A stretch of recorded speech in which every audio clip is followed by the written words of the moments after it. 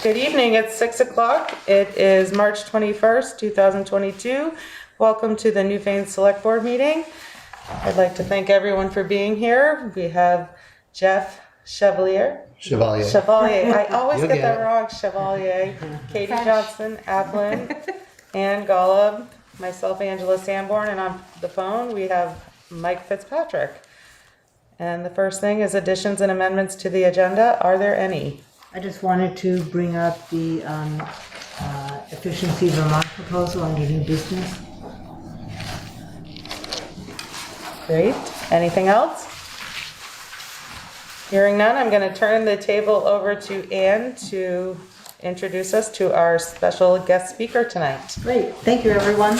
As you may remember, in the fall of 2021, the Planning Commission, and Ken is here representing the Planning Commission, did a survey of Newfaneites to find out what people wanted in terms of development in the community and how we should plan to spend our ARPA money.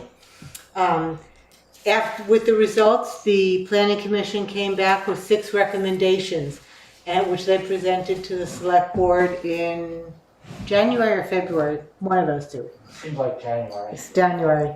And so the question came, well, how do we proceed with trying to understand how to move forward with these proposals? So what we decided to do was to have a series of information to try to learn more about what would be involved if we were to pursue.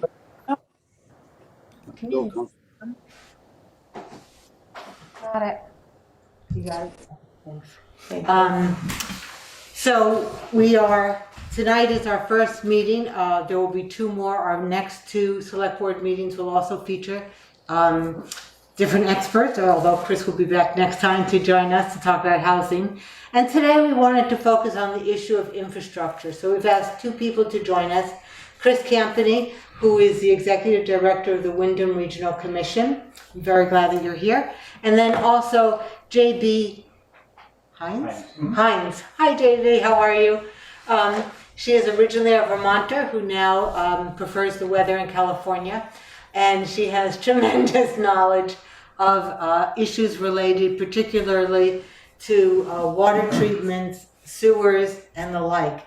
So we thought today's goal was to spend the first hour of our meeting learning more about these 2 issues, finding out what would be involved if our town wanted to pursue either of these types of projects, what some of the steps would be, what it might cost us at least initially, and how we might begin to take the next steps if that's what we decide we want to do. So again, today is just information gathering.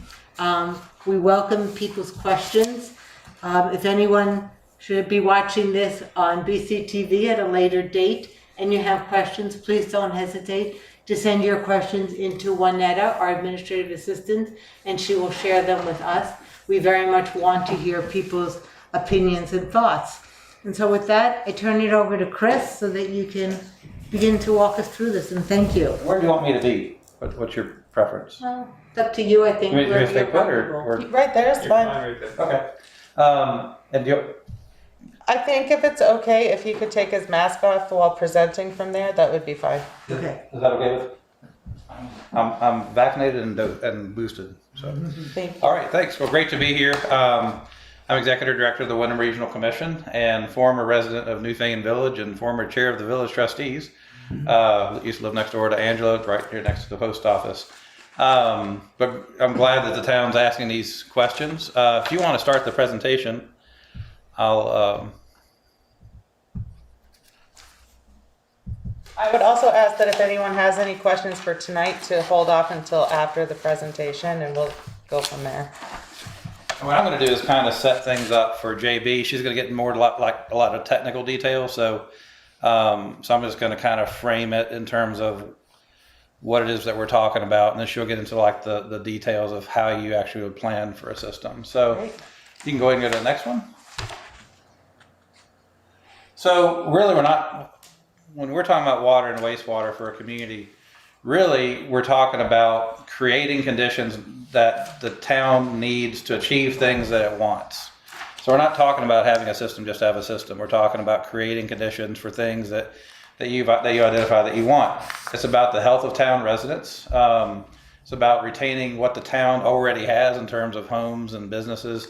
It's about creating flexibility for businesses and homeowners in terms of expansion,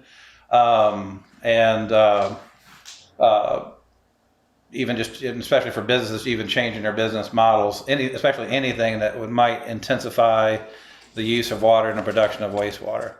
It's about enabling a town to address core needs like housing, better mobility, and access to goods and services for everybody. And it's about having different choices in different stages of life, because what you may find is that living out on the large lot on the Class 3 town road might work for a while, but it might not as you're getting older and you need to be able to walk to more goods and services and not drive. Or in some cases, like say if you have kids and you want them to live closer to other kids and be able to play in a neighborhood type setting, that might be a preference. So go into the next one. So if you think about when our villages were first created, our relationship to water was really different, right? I mean, it took a lot of work to get water into the house and to dispose of it. And especially in Vermont, for about maybe not 6 months out of the year, but who knows, maybe back then, certainly 5, you're dealing with freezing water. You had to maintain, make sure that you could actually keep it in water form, not ice. But if you think about it, even back then, typically you would bathe once a week if you bathed at all. And that would typically be a Saturday before you go to church on Sunday.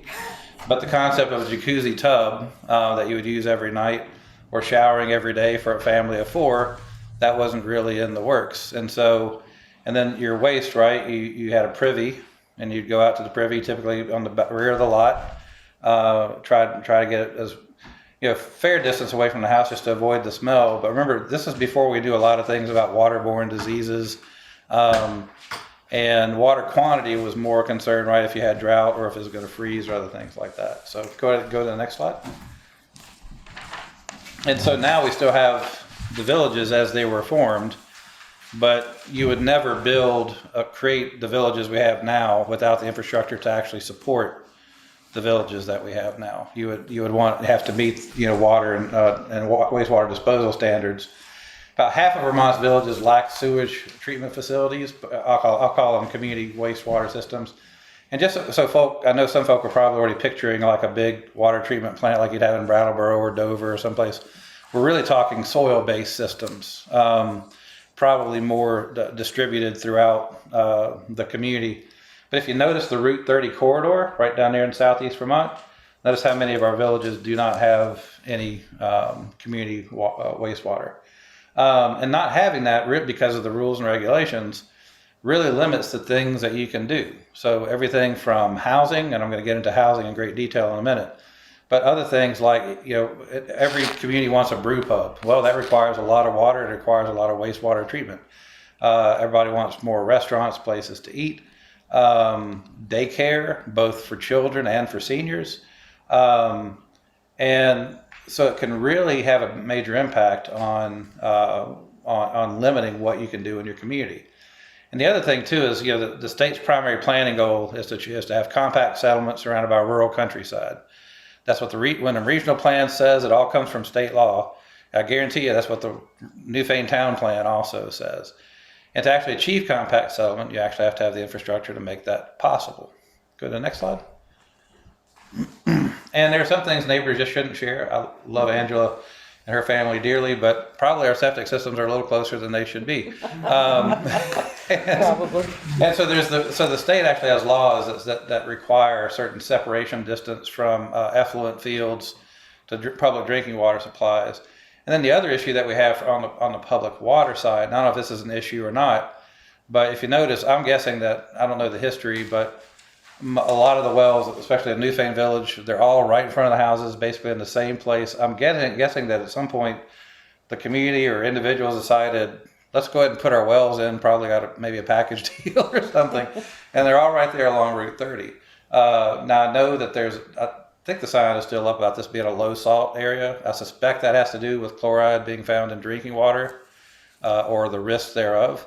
So there could be, so it's not unique. This is not unique to Newfane Village or any others, but oftentimes, if you think about our villages, they're really constrained, right? You've got the road, you've got the house, and then typically you either have ledge, going up a hill, or you've got a brook or something else, or all of the above. And that creates a really challenging dynamic as far as water table fluctuating, going up and down, what that means for wells, but also what it means for septic leach fields. And it's why so many mound systems, once they have to get replaced, oftentimes it's a mound system, right? JB will get into all this, but that can cost a lot of money. And oftentimes people don't necessarily think about saving up for what it's going to cost to replace that at some point in time. Usually that does have to happen at some point in time. And it can be really expensive to do so. But like I say, when the villages were first created, they weren't designed with this and with these safety precautions in mind. Go ahead and go to the next slide. So where you can start as a community, if you want to, is just begin to ask people who live in these compact settlements, how's it going? If they're willing to voluntarily, see if they'd be up for having their water tested. And I think there's programs where you can work with the Department of Health to actually do that, collect that information, and see what the water quality is. Ask them, how well are their systems performing? Do they have times of year when they know their septic tanks and distribution fields just really aren't working? Have they noticed any issues? You can, whether by smell or something else, do you see that literally gray water sheen come up to the surface of the ground? And or do they have times of year when things back up? How's the well flow with regard to their drinking water? Have they ever had any dry periods? I know in Newfane, I don't know that I've not heard in the village of people going dry, because a lot of this is old wet meadow land, and the water table is actually pretty high. I've never had an issue. That's great. Yeah, we never had an issue either, but I know around this time of year our sump pump would begin to go because the water tables are pretty high. But within all throughout Vermont, you tended to have villages spring up around water power, and so they came up really close to streams and where you could dam them up and rivers and generate power for commerce. And so you may have some of these issues that go back for a lot of systems. Some of these systems may be quite old. In Newfane, the soils tend to perk even when the water table's up pretty well because the soil is so sandy. But that may not necessarily be a good thing when it comes to how effluent might be moving through the soil strata. And also just do voluntary interviews of village residents and business owners related to have they tried to get a permit to do something different, to either expand service that they're offering, to put in an apartment, an in-law apartment, or a separate accessory dwelling unit. I'll share with you when we looked at putting in an in-law apartment. Basically, our system, what they told us was, you can have the in-law apartment, but you're going to have to give up a bedroom in terms of how that's characterized in the town records. And so instead of a 3-bedroom, 2-bath home, it was going to be a 2-bedroom with an in-law apartment home. Of course, people can sleep anywhere they want to, but I'm just saying, but in a lot of our villages, though, you can't add a single dwelling unit because the lot size is just too small. You can't intensify the wastewater usage, and so it's kind of like you're just frozen in time. And so, even if you wanted to create just a few residential additional dwelling units because either to defray the cost of your own housing or create opportunities for other people to rent, it could be really difficult to do that. Go ahead. And so what you'll want to do is you want to pair what you want and need in your community with what the regulatory requirements are going to be, right? So whether it's the old Newfane Inn, whether it's the Williamsville Eatery, whether it's the old store in South Newfane, these things that people want to see reopened, there is things you can continue with uses that were in place in 2007, but you still have to meet the current health standards in terms of water and wastewater. And so that's a good way to kind of determine, Do we need water and wastewater for the community to be what we want it to be? Go ahead. And so, like I said, there are basic requirements, and I don't know if, we can go deep into the weeds on this, but basically things related to depth of the groundwater, percolation rates, with regard to septic systems, isolation distances, that means distances from septic distribution fields, from wells, flow and sizing of wells, and then whether or not, the well is for a public purpose, like a store or something, or just private purpose, like a home. Go ahead. So I'm going to talk to you a minute about housing, because I know this is on the front of a lot of people's minds. This relates to infrastructure. Go ahead. So the main thing to see here, we did a 3-part webinar about housing and what it takes to develop it. So the primary growth that we're seeing in terms of needs of housing is the 62 plus age group, and some real growth in the 35 to 44 age group. And I'm trying to remember, the most prevalent household size is really between 1 and 2 people now, with single persons making about 70% of all renters. So what that means is that as opposed to larger homes like we've typically planned for in the past, what we really need to plan for now are more smaller dwelling units. Go to the next slide. And then 61% of households aged 35 to 44 make up to $75,000 a year. 52% of households aged 65 or greater make less than $35,000 a year. What you want to do is when you talk about affordable housing, you can go to the next slide. You're really talking about people not spending more than 30% of their income on housing. And so regardless of who that is, that's for any of us, you're trying to spend like 30% or less on housing to be deemed affordable. And so in the 62 plus age group, if you think about their income range from $15,000 to $35,000, affordable rent is $625. For a family renter, head of household, roughly 40 years old, generally working, 2-bedroom, possibly 3-bedroom home, income range $30,000 to $75,000. Affordable rent is about $1,250. And if you've looked lately, this doesn't exist. Yeah. So go to the next. And so, what are the costs of construction? I'm going to blow through these things, and it'll be available, I'm sure, on your website. We already have this on our website. So using Windam Windsor Housing Trust used the snow block as an example, because whether you're building a large building or a small one, to really hit the sweet spot for economy of scale to make units as affordable as possible, you're really talking about like between 20 to 25 units. And I'd tell you, Newfane could handle that. Brattleboro just did a study of how much housing they need right now. They need 500 units. So collectively, within the Windam region, we really need to be thinking several hundred units of housing just to meet current demand. So we're so far behind in developing that. So so these are the main costs. Compliance and permitting, there is some cost there, but that's not the big driver. The biggest really are construction costs, and of course those are continuing to go up. The acquisition of the land and just the things you would typically think about. Go to the next slide. And whether you're a for-profit or non-profit, I think did we skip one? Lynetta? Let's see that. Maybe I put it out of. Maybe I got it out of thing. Oh, okay. Yeah. I'm sorry. Go back. Yeah. What are the costs? So those are the costs for Windam Windsor Housing Trust as a nonprofit. Now, for a nonprofit like a housing trust, the costs are a little bit more because they have to come into federal compliance with federal rules and regulations that support the development of that housing. But even if you're private, go ahead and go to the next one. There'll be some costs may be a little bit less, like some of the construction costs may be a bit less because you don't have to meet the same standards. Some of the regulatory costs, but it's a difference of about $250,000 out of a total cost of $685 million. Go to the next one. And so I meant to say, so the cost per unit now, this means like per residential unit, tends to run between about $280,000, $300,000 per unit now to build a residence. We're talking in a multifamily. Yeah. That's at scale. Yeah.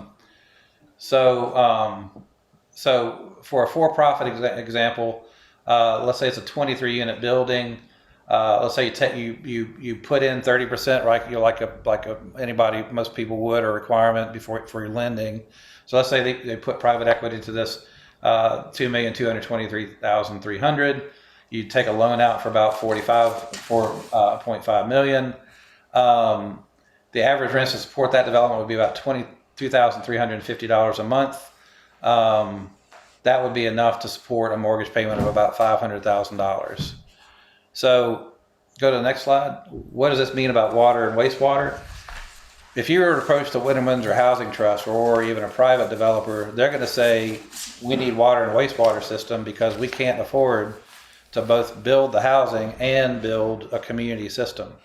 And so generally speaking, when you're talking about affordable housing, you're not going to be able to get it at scale if you don't have the infrastructure to actually support housing development at scale. And if you think about it, our typical kind of large lot development, single family home on out on one of our class 3 town roads, that's not affordable housing for most people. That's going to be way more than what most Vermonters can afford now. And so you really do, if you want Newfane to have more affordable housing, and again, when we're talking about affordable, we're just talking for a lot of typical Vermonters, 30% of their income. This is not Section 8 subsidized housing or anything like that. We're just talking about building homes that most people can afford. You're going to have the infrastructure to support it. And one of the great things about the villages is you've already got the history. They may not be perfect, but you at least have ghosts of sidewalks that you can reconstruct and other things. And so you can improve mobility to where people within the community can walk or bike to the stores and other things like that, especially as you get older or if you have younger kids. And so it can really create more of a place, more choices for people to live who may have other limitations. Go to the next slide. And the integration of housing into a community can be seamless. This is Bristol Village co-housing. If I wish I could take everybody on a field trip there, but it integrates into the community seamlessly. Just above the village square there, up at kind of the if you look at where the village is, it just integrates just right into the street. You can see how the homes front up against the street there in Bristol, and then this is basically homes built around the green. The green is part of the distribution system, the wastewater distribution system, as I recall, in this system, in this development. But because of the nature of Vermont villages with relatively large homes then connected to barns, you can actually develop, a number of units within a building at scale in a way that's completely in keeping with the character of the village. Mm-hmm. Right? So even if you're a convert, you're not going to do this necessarily, but just hypothetically, you've already got the old Newfane Inn. Well, you could conceivably have another old Newfane Inn, something of that scale that would fit perfectly within the village because you've already got buildings of that size. Even the homes up West Street and even homes in Williamsville and South Newfane, you've got large buildings there already. So they could look and fit right within the character, but of what you've already got. And but you're going to have the infrastructure to support that. Go to the next slide. So let's think for a second about the role of housing in villages. So of course there are homes, but within villages you can actually create more homes for different stages of life, whether you're a young adult, family with children, or your later years. You create a customer base for local services and businesses within walking distance. And remember, those who are under 16 and many over age 65 don't drive either by choice or just because they can't. I know we oftentimes think about people driving every place, but that's kind of unfair to the large part of our population that doesn't or can't. I'm incredibly grateful that Mom has an apartment here in the village because I'm sure she's watching, but even with her eyesight and getting up in age, she can, when the weather's good, still get around and walk and get exercise. That helps with bones. That helps with not falling. That gets challenging if you're still living kind of out in the country, and you're not able to drive anymore. You can really create a lot of sense of isolation. So this can also help with reduction of senses of social isolation, which creates other issues. Reduce transportation costs for people. Better achieve economies of scale for things like daycare, both adult and child daycare, high-speed broadband, transit access, and then opportunities for greater electrical system resilience energy efficiency. You can start thinking about things like district heating. Go to the next slide. And then the role of villages and towns, right? They're hubs currently or potentially for at least part of people's social life, as well as goods and services. They're gathering places, the village greens, houses of worship, studios, dining, prepared food, bars, government and civic uses, groceries and other staples, banking or at least an ATM, hardware stores or lodging. And additional housing means additional people, which means more viable village businesses. That's something I think we often take for granted. And villages have always been a host to affordable housing. Where I grew up in Southwest, almost everywhere I've lived, oftentimes people get their start in that kind of downtown area because that's where the apartments are, right? That's where the small units are until you can kind of get on your own, and then do whatever you want to do. So people may always stay in the village, but they've always been here. I think our house used to be a boarding house. I know the one that we had across the street. I know that for a time it was for vacation purposes, but I think it was also a boarding house for just for regular lease. And upstairs, and you can see still the marks on the old floorboards of these tiny rooms that they used to have. So it's kind of a way of continuing the village traditions and the role the village has always played. And that's all I've got. I'll turn it over to JB. Great, thank you, Chris. Thank you very much. JB, turn it over to you. Okay, thank you so much. And Chris is always a tough act to follow. But I'm really delighted to be able to join you all tonight and really expand on what Chris said. I am, as Anne knows, mostly a resident of California, although you all have the misfortune to have my brother-in-law right up the road in Westminster. I'm kidding. We love him. So can I do a screen share? Yes. Super. All right. Looks like I need to be. Lynette, I think, is setting it up. Yeah, awesome.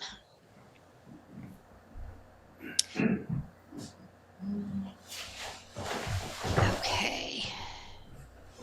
You got it? It says disabled participant screen sharing. I think if you hover over my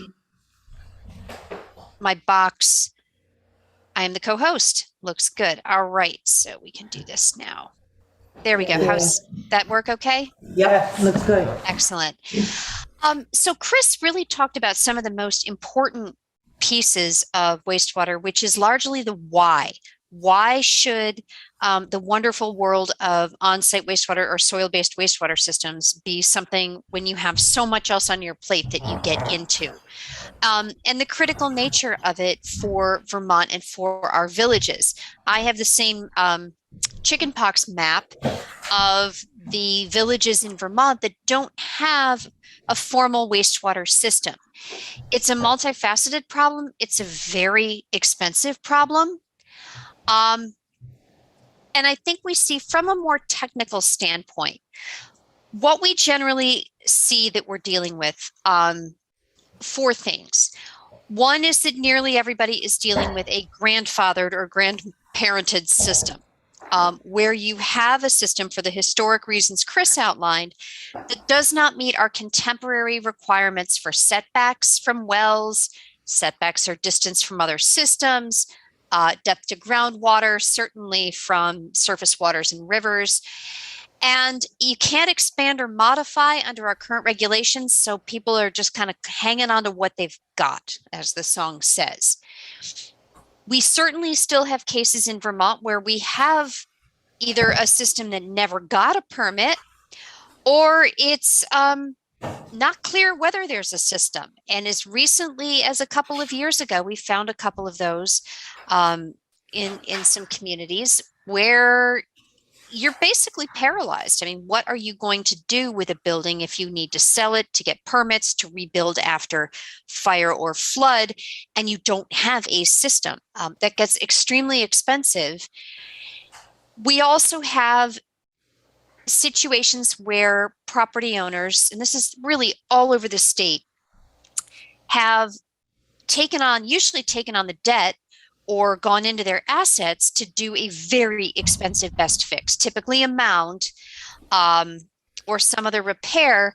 And often that is really creating an ongoing financial hardship, but it may not have created any economic flexibility of the kind Chris talked about. We see a lot of that. Then we also have cases, this was something we had to untangle for my brother-in-law over in Westminster, where you've got multiple properties sharing a system, whether well or septic, without any kind of legal agreement or understanding. And so any action is going to involve multiple property owners, and that creates a need for some kind of common fix, which can be incredibly difficult. You probably have some mix of all of that going on. And, we end up, that's the old schoolhouse in Wolcott, where you look at it and say, oh, it would make such a great spot for some senior apartments or a daycare or a cafe. And then we get to wastewater and we've got one or more of these problems going on. It is not fun trying to disentangle this history to get to solutions.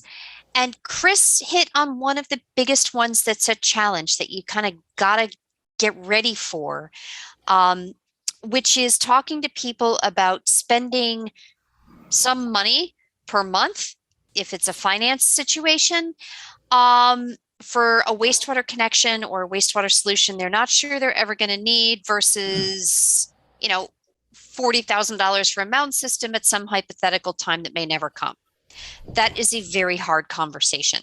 As Chris rightly noted, most people have not planned for this, might not be aware of it. We've limped along for 100 years. Why do we need to do it now? And that's a tough, very tough conversation. But where there's capacity to act, the good news is we really do have a much bigger suite of solutions and financing options than we did even 5-6 years ago. And this is great. It's a testimony to a lot of hard work around the state.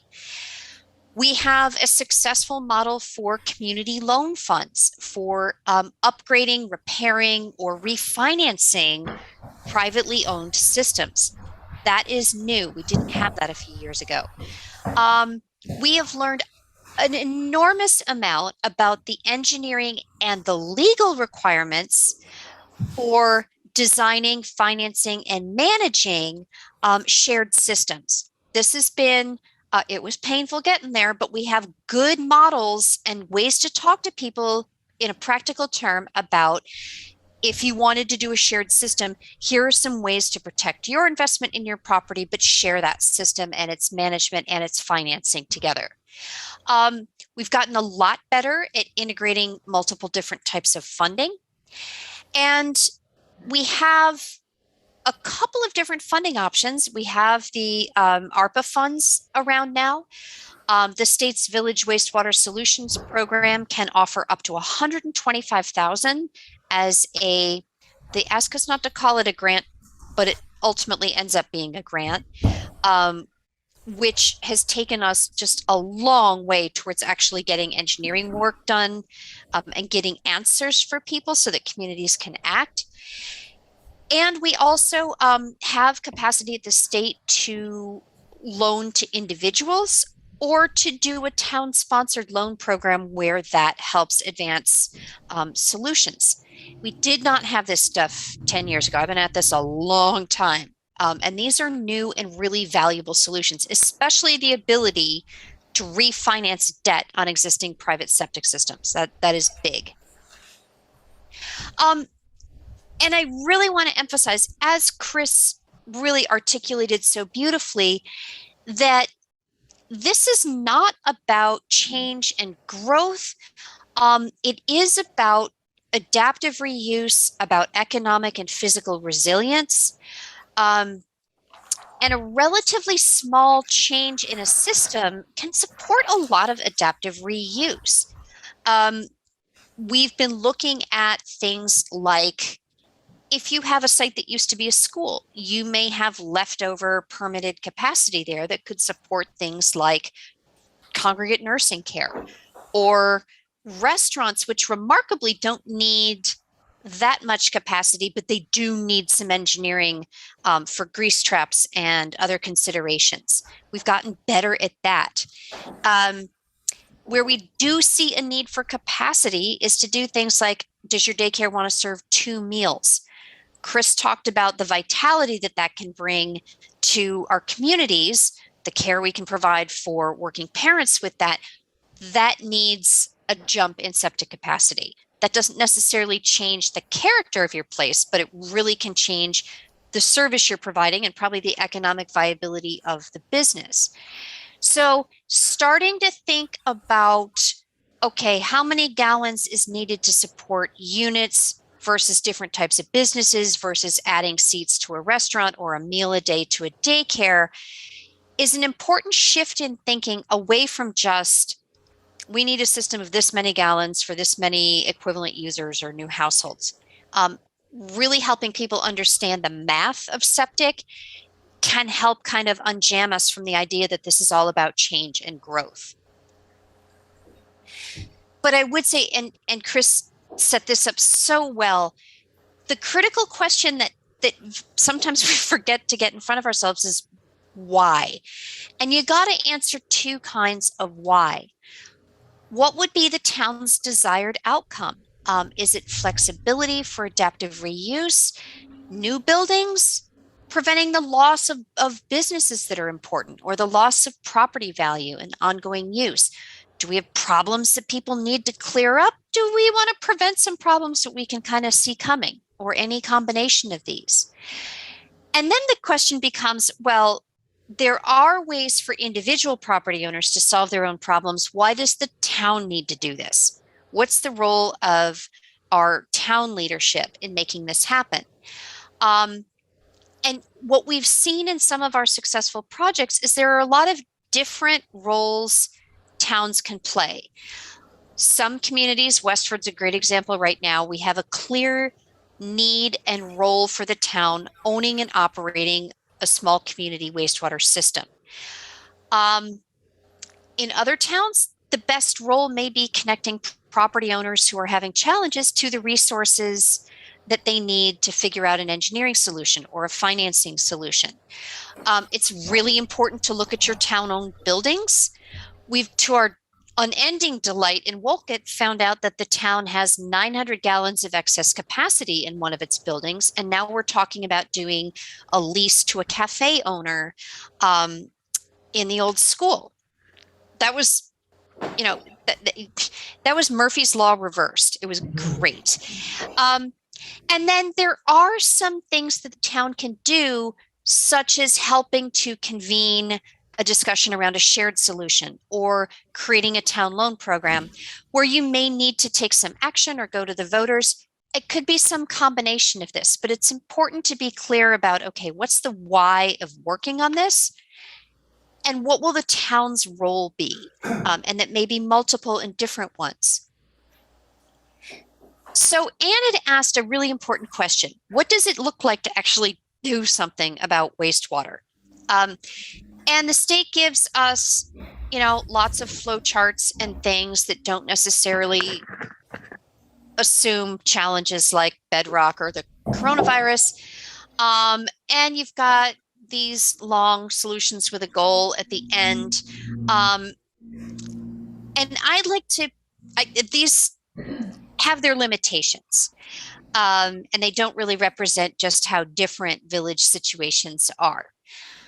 I'd like to suggest some things that I think could get you started in Newfane, and these are just starting points for discussion.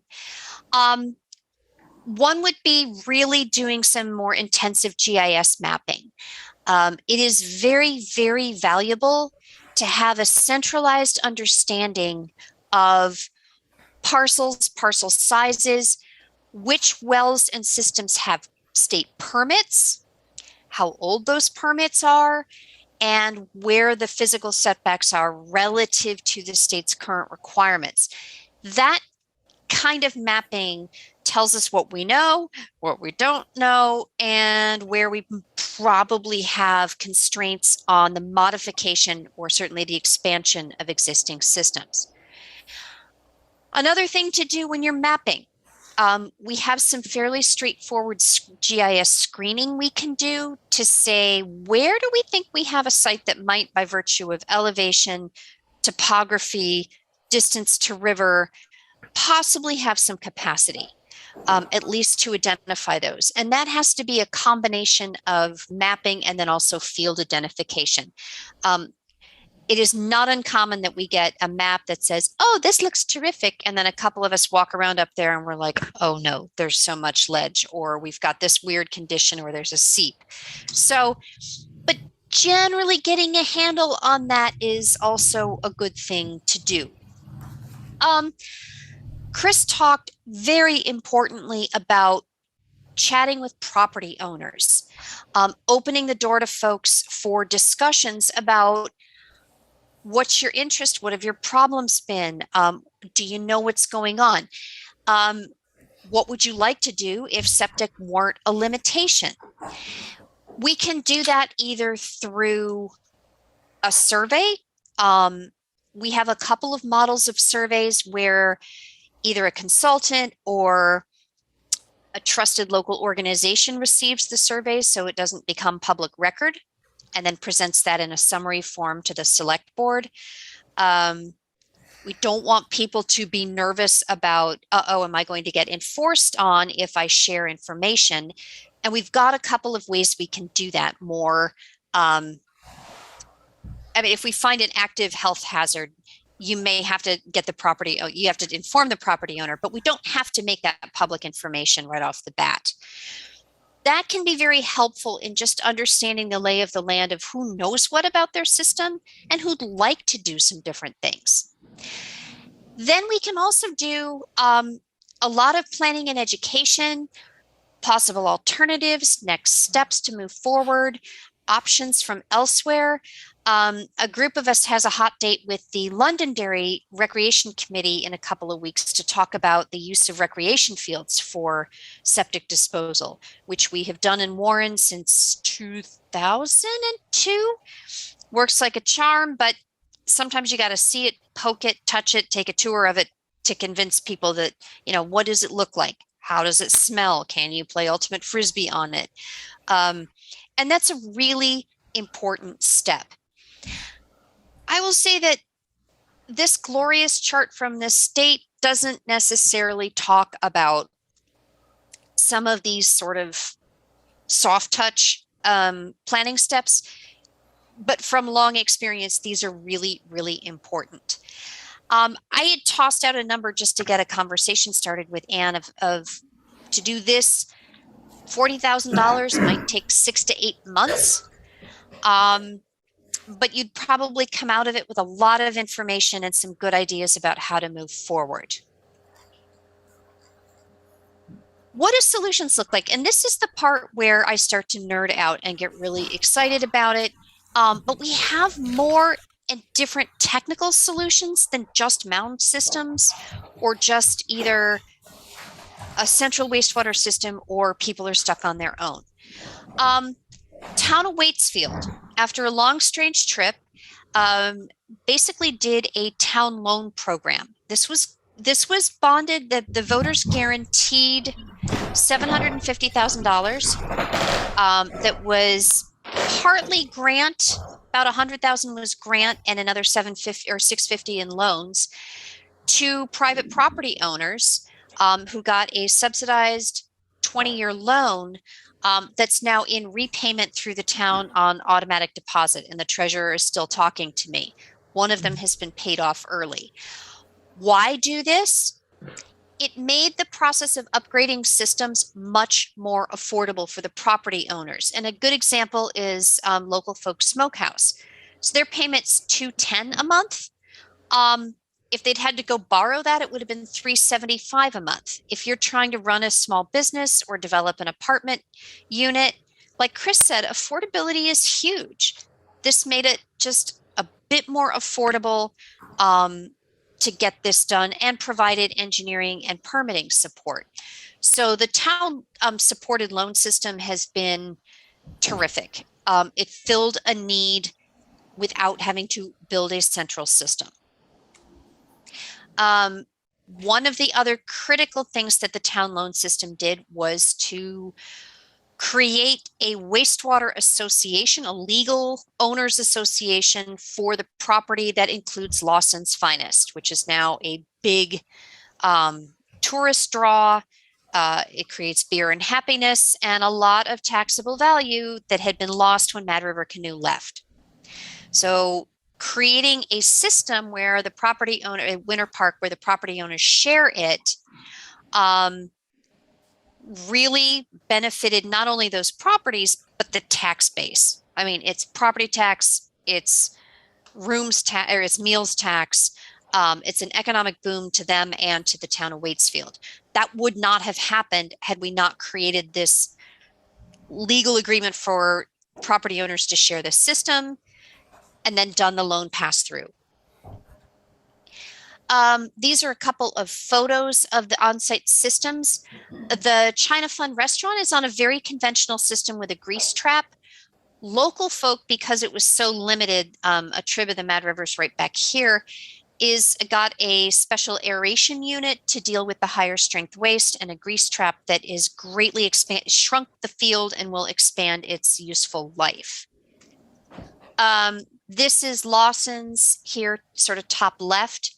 And in the red are the systems that all share that, includes Big Picture Theater, Woodenwood Signs.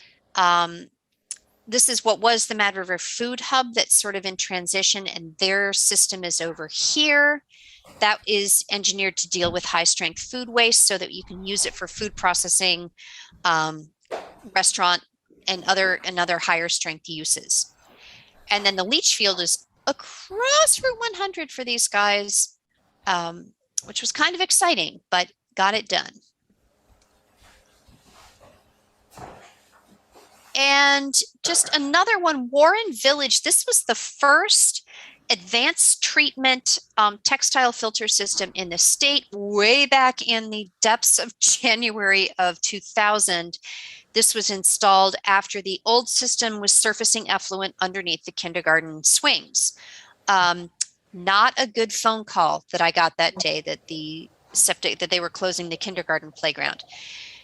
This is a great example of what engineering and technology can do in very constrained spaces. The kids play on the lids of the system. They've also been painted by the teachers. And this solved a galactic problem that threatened to really make the elementary school unfunctional. And this recently this is the Hideaway on Route 17 in Fayston.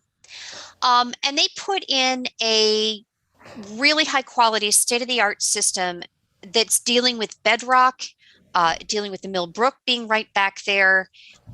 It's for a lot of lodging and for high strength restaurant waste. If you can make this site work, you can fix anything. This was not cheap.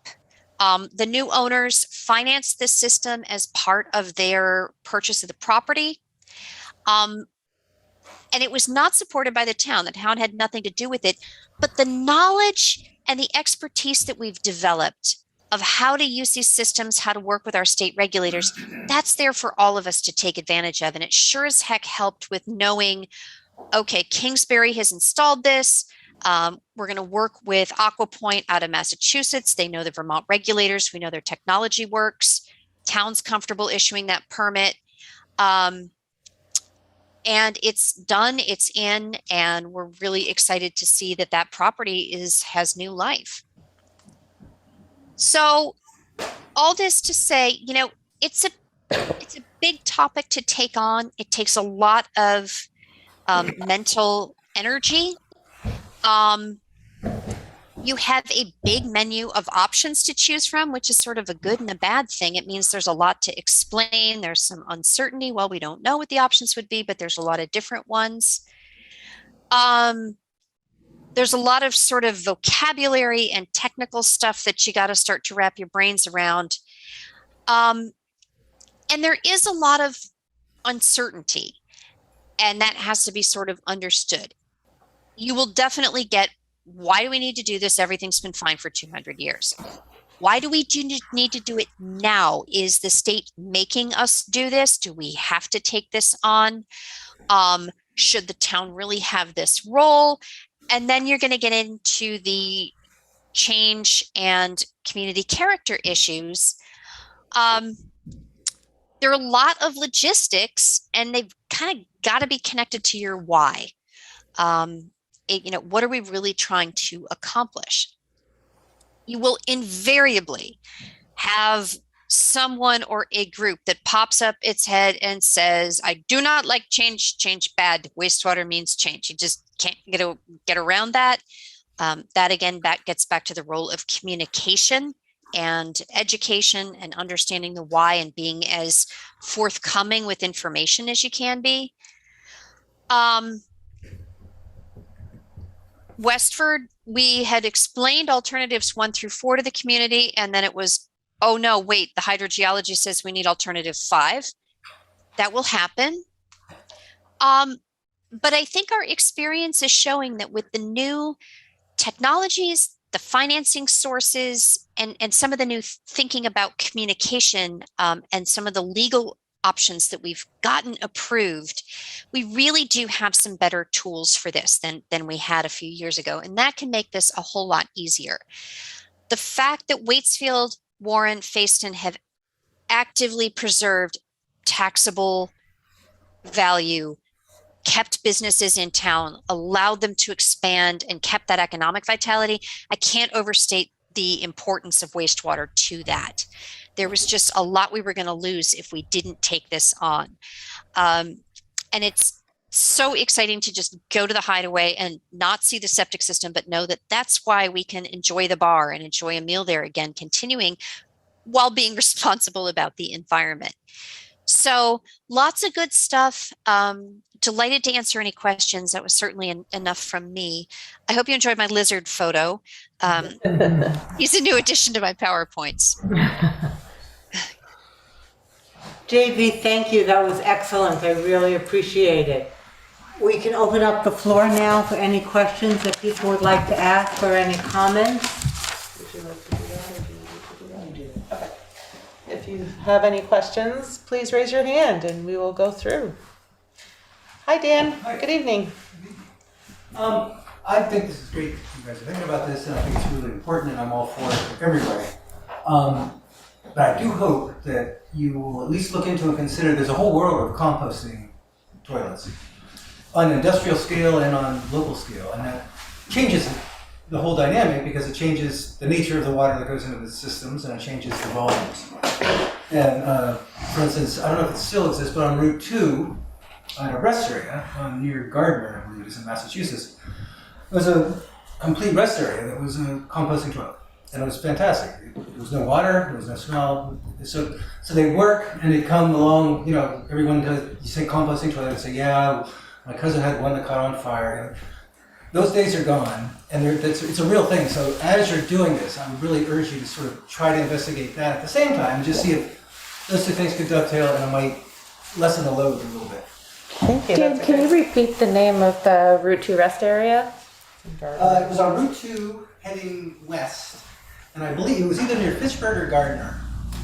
And they closed down a bunch of the rest areas being out of money. So I don't know if that one is still functioning or not. But Vermont Law School uses composting systems, and they're kind of pleasant. The vent from below, so you feel this like nice breeze blowing across your bum when you're sitting on the road there. But and they are quite odorless. I would hate to drop my phone down in one. That's no reason not to do it.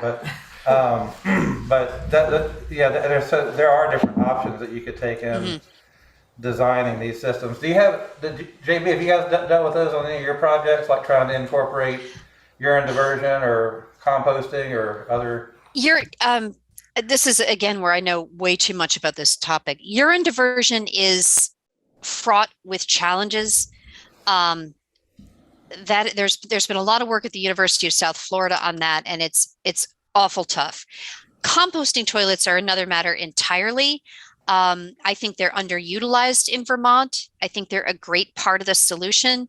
They've been used extensively in places like Skinny Atlas Lake, where you really have to manage every drop of water going into the systems because of the size limitation. It's again an area where the technology has come so far. I think we're still a little behind on that. I don't understand the skepticism at the state about it, though I know that a couple of new additions to our wastewater management program are better versed in them than others. There is concern among property owners about acceptability, but if you get the right situation, they can be a great, great solution. Any other questions or comments? Anyone? What a great presentation, very informative. I'm going to look it over. I'm sure I will have more questions. And like we said, if anyone has any questions after tonight, you can feel free to reach out to Juanetta and she will get you in touch with one of us or one of them and we'll go from there. And part 2 of our presentation will be at our next select board meeting on March 21st at 6 p.m. No, that's today. I'm sorry, that's today. I'm still on vacation mode. I apologize, April everyone. 4th. April 4th at 6 p.m. Sorry about that. I'll see you again then. Great. Yes, Okay. and Chris will Thank do you, that. Chris. Thank you. Thank you, that was wonderful. Much appreciated. And with that, we will move into our regular select board meeting. And we will start with the approval of the March 7th regular meeting minutes. May I have a motion? I make a motion to approve. I second that motion. Is there any discussion? Hearing none, all those in favor say aye. Aye. Aye. Mike, are you still with us? Mike? I'm still here. Oh, we are. Hi. Do you approve the March 7th meetings? Yes, we do. Yeah, I'm still here. We have a motion. We're voting on the March 7th regular meeting minutes. Do you accept? Yep. Great. Thank you, everyone. And now we will move into the road foreman and road commissioners report. And I would like to say that I really appreciate all of the efforts that you and your crew, Jay, are taking at this time with an unbearable mud season. And your efforts have not gone unnoticed by folks. So with that, you can do your report. Hey, the Newfane Village Scoping Study Group is negotiating with Du Bois and King, and they're scheduled to have a proposal back to us by April 15th for the pedestrian part of that safety audit that was done for Newfane Village. Great. Juanetta has the annual financial plan from VTrans to sign and the road standards that we sign each year. Dark green.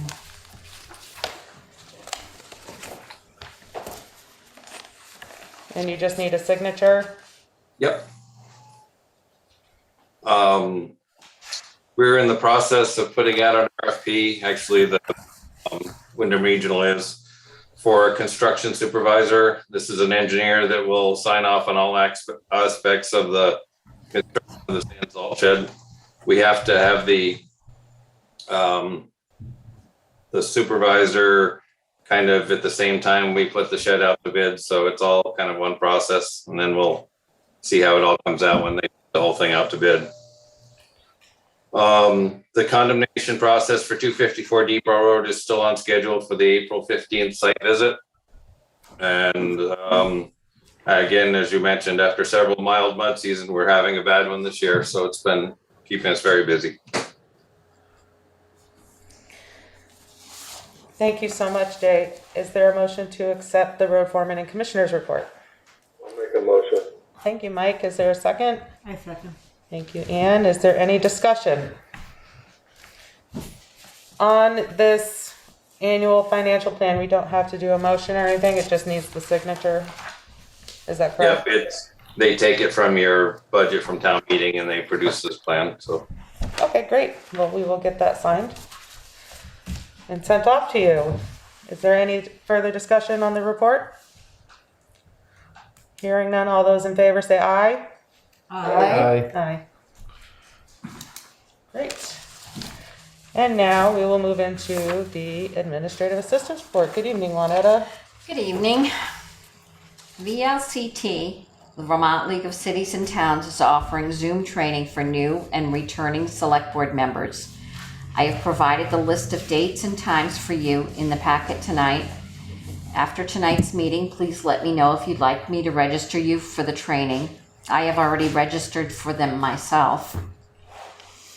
I would like to remind everyone that a school budget vote is happening this Wednesday, the 23rd, at Newbrook Fire Department from 9 a.m. to 7 p.m. Carol will be supervising the voting procedures and her office will be closed. Williamsville Hall has provided changes to the rental agreement. This is in your packet and the minutes from their last meeting. Steve Levine mentioned that he would be available to come to a future meeting if you wanted to discuss these changes before approving them. I shared an email that was received this morning concerning the appeal of the zoning decision, pending further testimony and response from the environmental court. Jay and I plan to attend the site hearing on Wednesday the 23rd at 9 a.m. to ensure the town has representation on the Act 250 application for the natural burial ground on Sunset Lake Road.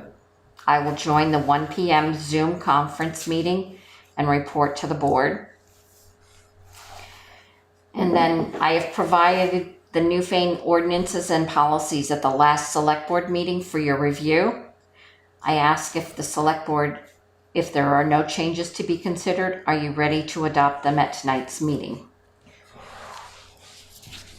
The yellow, I know the yellow section is under, she has to do further investigation before reporting. All right, is there a motion to accept the Administrative Assistance Report? I make such a motion. Second? I'll second. Thank you. Is there any discussion?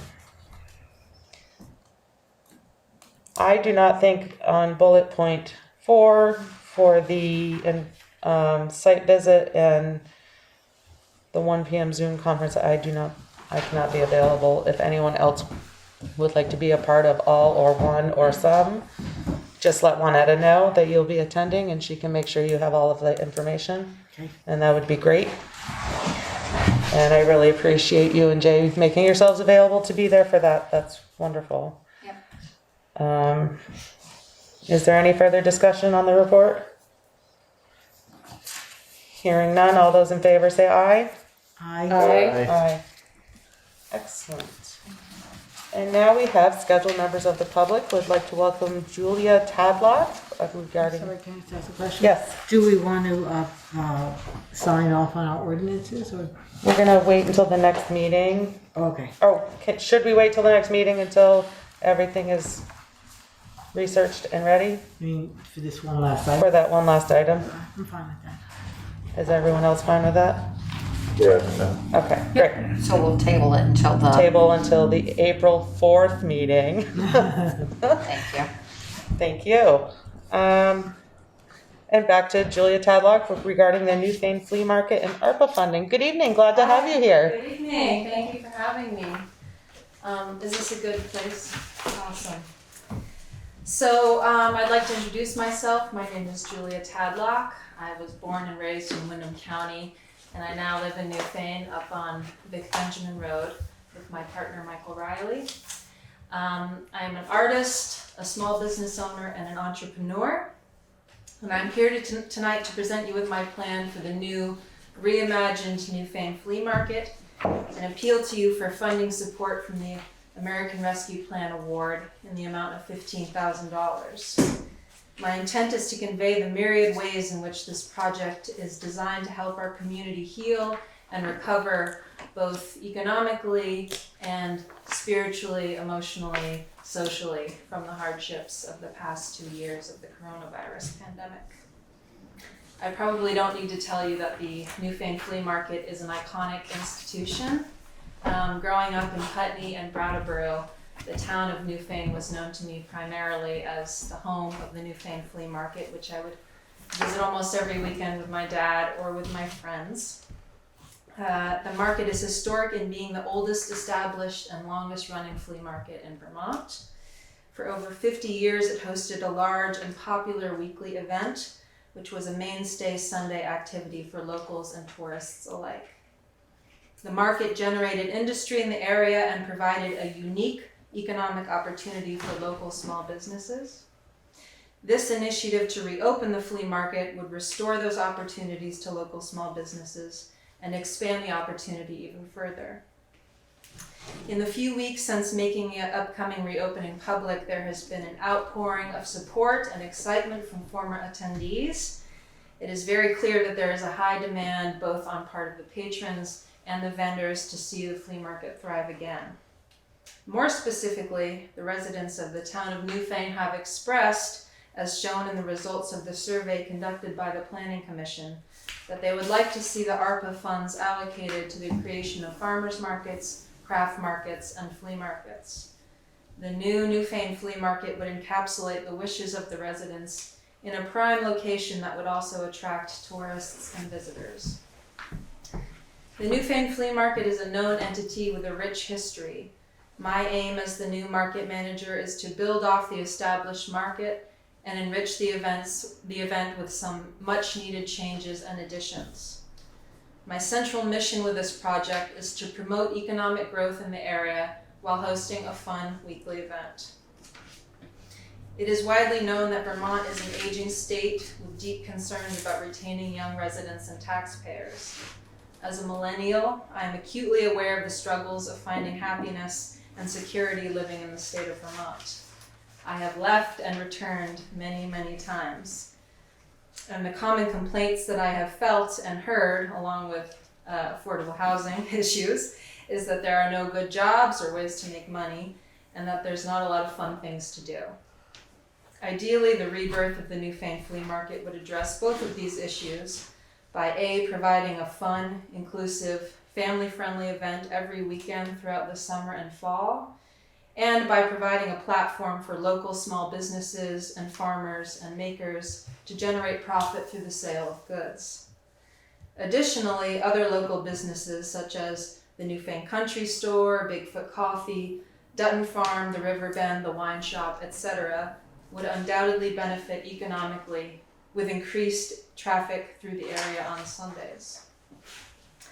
So to give you a little background about me and why I'm uniquely prepared to take on this task, I come to this project with 5 years of market planning and execution experience, and I've recently incorporated my market managing business as an LLC with the state of Vermont. I founded the Main Street Flea in Brattleboro in 2017, which is now called the Brattleboro Flea. This event began as a one-off holiday event with 13 vendors and has grown into an incredibly successful monthly market, which runs in partnership with the revived Gallery Walk series in downtown Brattleboro on the first Friday of every month. In our 2021 season, we hosted over 50 individual vendors, and our 2022 season projects even higher numbers. In addition to being the founder, organizer, and manager of the Brattleboro Flea, I'm also a vendor, selling handmade jewelry from my business, First Water Jewelry. Being a vendor and a small business owner gives me the unique insider perspective that helps me run a fair and balanced market. I have sold jewelry at many, many markets and fairs in several states, including New York, Texas, California, Massachusetts, and Vermont. My experience selling at these various events has greatly informed the way that I organize and manage my markets, and has provided me with many ideas on how to bring the Newfane flea market into 2022. Through my years of running the Brattleboro Flea Market, I have accrued a huge number of connections within the community, which I would bring with me to the Newfane Flea Market venture as well. My role on the organizational team responsible for the Gallery Walk, an event that brings in tens of thousands of visitors a month, has been extremely influential and has given me access to a global understanding of large-scale event planning and coordination. Additionally, I'm a member of the vibrant Windam County arts community as a director, actor, and vocalist. As a director, I have organized teams and effectively produced successful productions in Saxons River, Putney, and Brattleboro. And so for over the past year, I have driven by the site of the Newfane Flea Market daily on my commute between my house up on South Wardsboro and my job in Townsend at Big Picture Farm. And I've been driving by and seeing the for lease signs, and it suddenly dawned on me that I should be the one to take that over, as I am uniquely qualified to do so, and very passionate about seeing the flea market thrive again. So with that, I'd like to get into some specifics of my proposal. I think you have some materials there that I submitted. I'm here tonight asking for $15,000 to invest in the 2022 season of the Newfane Flea Market, which is just slightly over what the Planning Commission earmarked in phony funds for events of this type, along with the survey and the annual report. As you will see, I've submitted two budgets there. The first is a bare bones budget that covers the basic capital needs to get the project on its feet. The second, which reflects the $15,000 request, encompasses the necessary additions to ensure the success and longevity of the project. For this year in particular, after several years of steady decline and then dormancy, I feel that it is very important that we put forward a robust advertising campaign, letting local and non-local folks know that the flea market is back, it's refreshed, it's under new leadership, etc.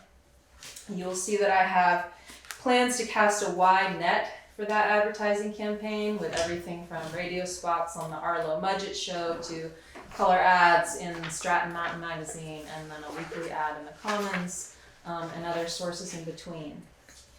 I plan to place promotional rack cards, which I have a mock-up of there, in the packet in rest areas, country stores, B&Bs all across the region.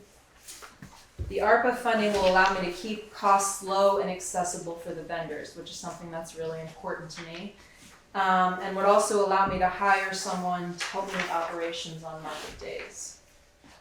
The support of this funding would also allow me to pay myself a reasonable living wage for the work that I have done and the work that I will continue to do, which, as I hope you can see, is significant. Most importantly, with the capital expenses being supported through this funding, I will be able to reinvest in the market next year and for the subsequent seasons. The terms of the lease that I am signing with the owners stipulate that I have the first right of refusal to lease the property and the name for the next 5 years. I'm invested in this project and committed to seeing it through for as many years as I can, assuming that it is financially viable for me to do so.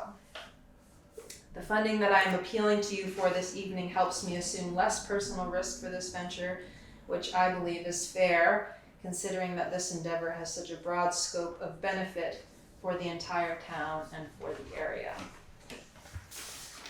So far I have taken several preliminary steps to set the Newfane Flea Market up for a successful revival season, including emailing my many contacts with an introductory email letting them know about my plans to reopen the flea market, and I have received emails from over 50 vendors who are interested in participating for the 2022 season.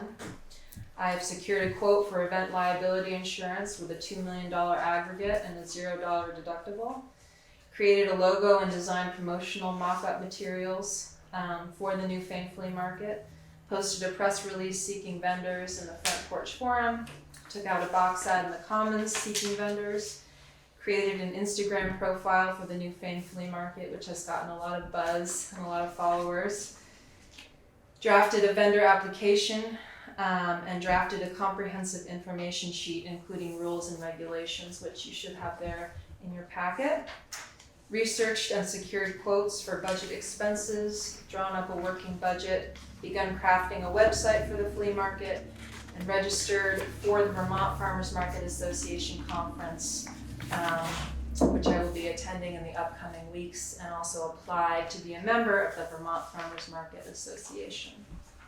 In addition to these tangible tasks, I have had many conversations with folks experienced in running similar markets, farmers markets, craft markets, and many conversations with folks who are interested in participating or want to know more.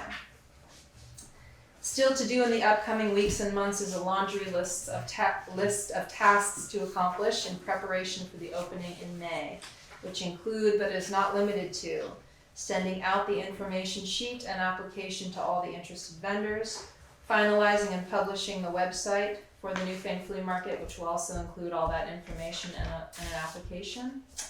Embarking on large advertising campaigns to include finalizing logo and branding, sending ads, creating press releases, recording radio ads and interviews, designing and ordering printed materials for regional distribution and distributing said materials, and continuing to promote with increasing frequency on social media sites.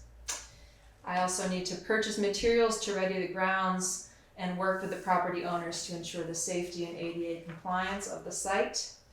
Hire a sign painter, purchase materials for the painting of signs and erect new signage. Establish a jury committee and organize said committee to review vendor applications and make acceptance decisions, and then communicate with the vendors regarding those decisions, schedule vendor dates and participation payments. In closing, I would just like to thank you for your time and for this opportunity. And I would ask you to think of your own personal memories of the Newfane Flea Market. I would ask you to recall what the value of the once great establishment was and envision what it could be in the future for those who live and operate businesses in Newfane. The award of this funding will not only make these visions possible, but will directly impact the success of this venture and will lay a solid foundation from which the market can grow and thrive in the future and hopefully become a mainstay of our village for the next 50 years. So with that, I'd love to turn it over to any questions that you might have for me. That's great. Are there any questions? I have a question. My Katie? question would be regarding parking. My memory of parking at the flea market was there was an entire field down the road that was also completely chock-a-block full of cars every weekend. And have you talked with that owner as well about having parking there again, or are you hoping to keep it contained My entirely on the hope in property? talking with Bill Morris and Jesse, who are the property owners, and the former folks who ran the show, is that we're hoping we can get contained. We're using a little bit of a smaller amount of the lot than in the past and kind of condensing the vendor area down a bit so that the whole sort of side that's on the Brookline Road side, the Radway Hill, would be more organized for parking. And Okay, yeah. great. Thank you. Yeah. I was interested to know more about your financing. Yeah. I think we would need to validate that we can use our ARPA funds in this way. Okay. And personally, I'm just not clear that we can. Mm-hmm. So that would be one question we would have to validate. But the second question is, in terms of your overall budgeting, what do you anticipate, and you may not have it right off the top of your head now, but what you anticipate in terms of your budgeting so that you have things planned out to be able to turn a profit, and in how long would that take?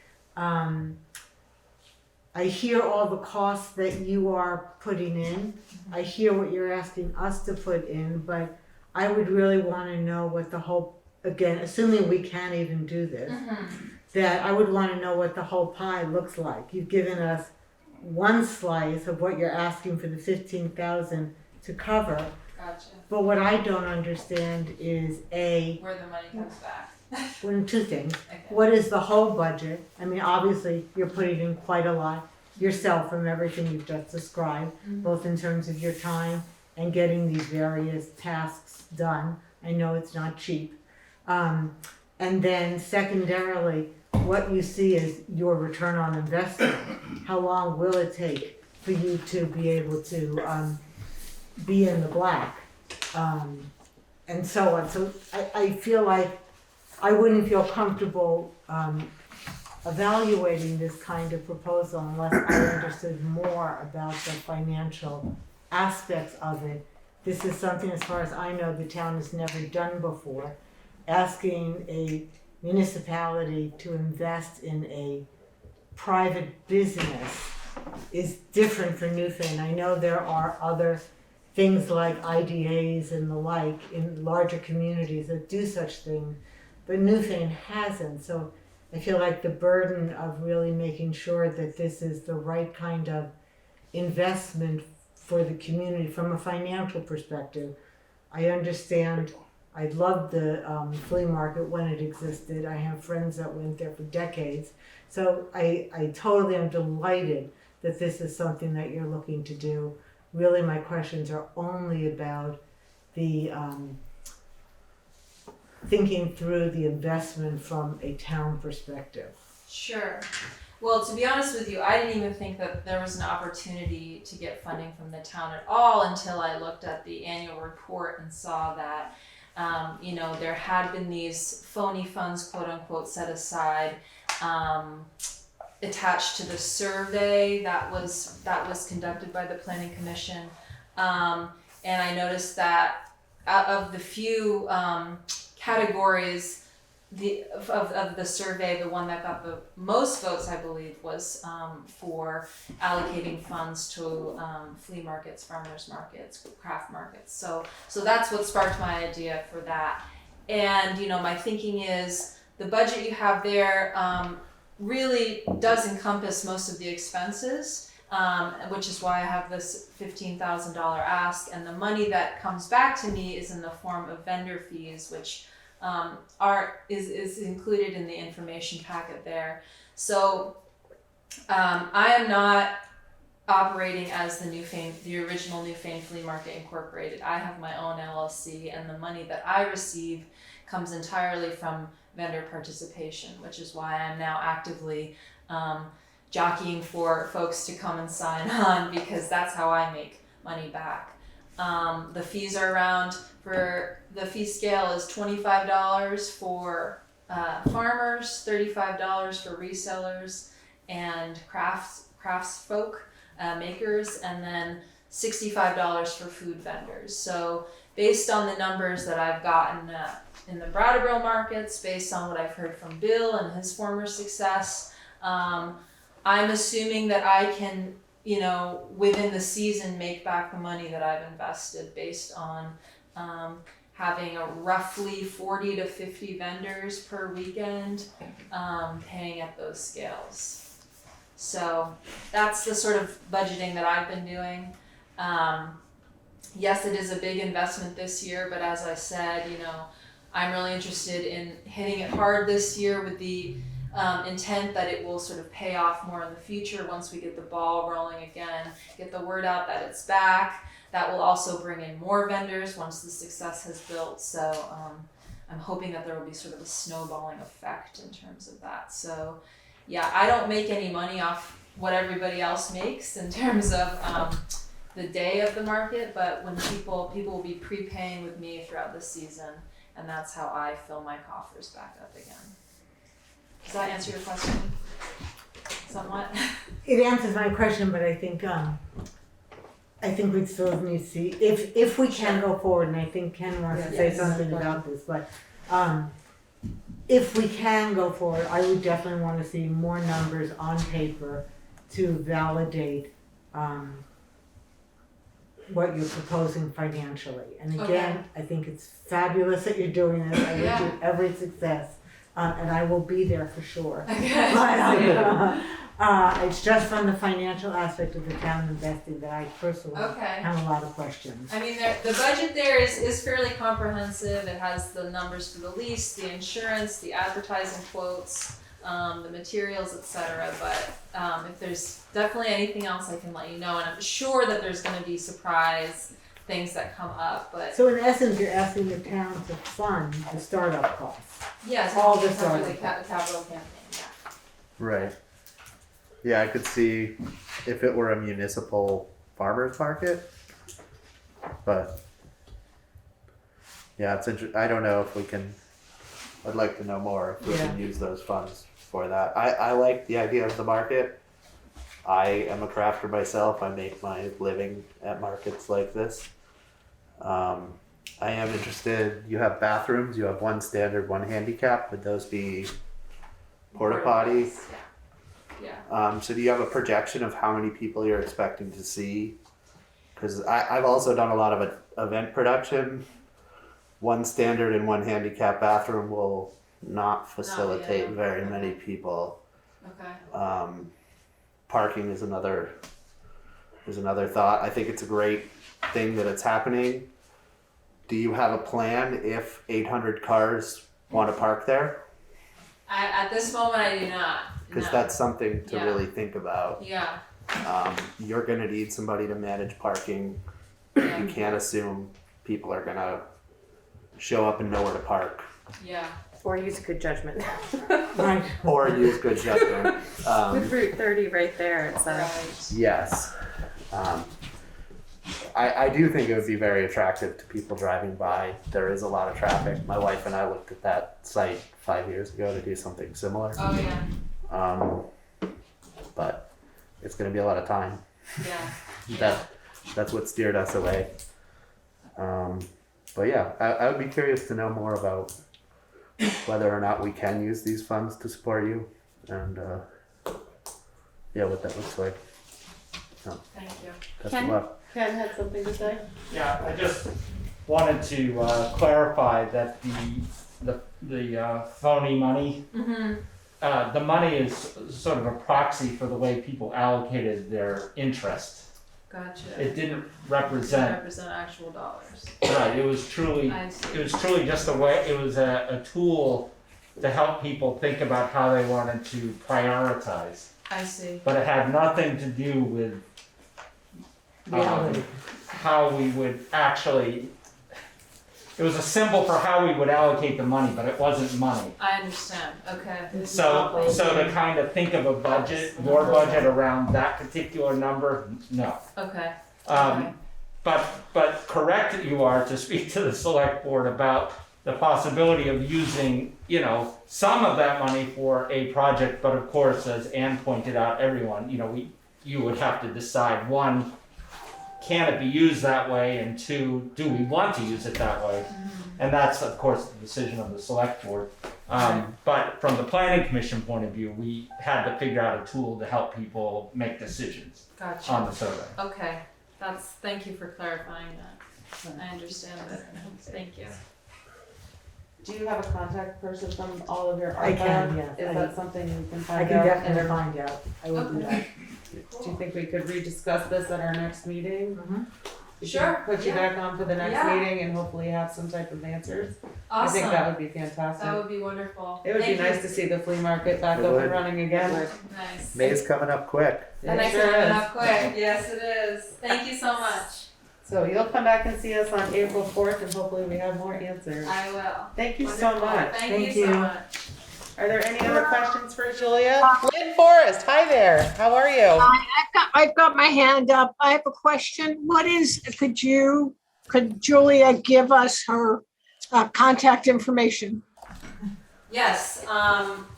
My personal email is juliatadlock@gmail.com. I think it's in the materials. Maybe not. I can forward it. Okay. Thank you, Annetta. juliatadlock@gmail.com. Okay, Julie.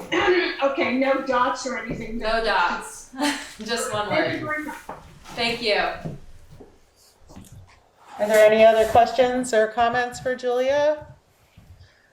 Well, I'd like to be able to see if they could use that money for it, because I think it'd be a great thing if the money could be used to help businesses like that start back up, small businesses. And I know there is programs a lot of times, like different towns have, where they actually have money like that available, that they can even almost like lend it out to the people to get a start, at a real cheap interest rate coming back, that makes some of that money like that's almost like revolving at that point, But, Yeah. I'd love to see that flea market get going again, and it did bring a lot to the town, and, even like Billy and them years ago, just like them parking spaces you're talking about, they'd have people come in and they'd volunteer parking because they actually, some weekends they donated some to the fire department, sometimes they donated it to Grace Cottage. It helped out the whole community quite a lot when they were running that place. I agree. Yeah, I If agree. there's any way that they could use some of that money back, I think it's a good purpose for it. Yeah, So we've got Anne is going to look into seeing if she can find out any answers, and we're going to have Julia back at our April 4th meeting to revisit. Thank you. Thank you. Thank you.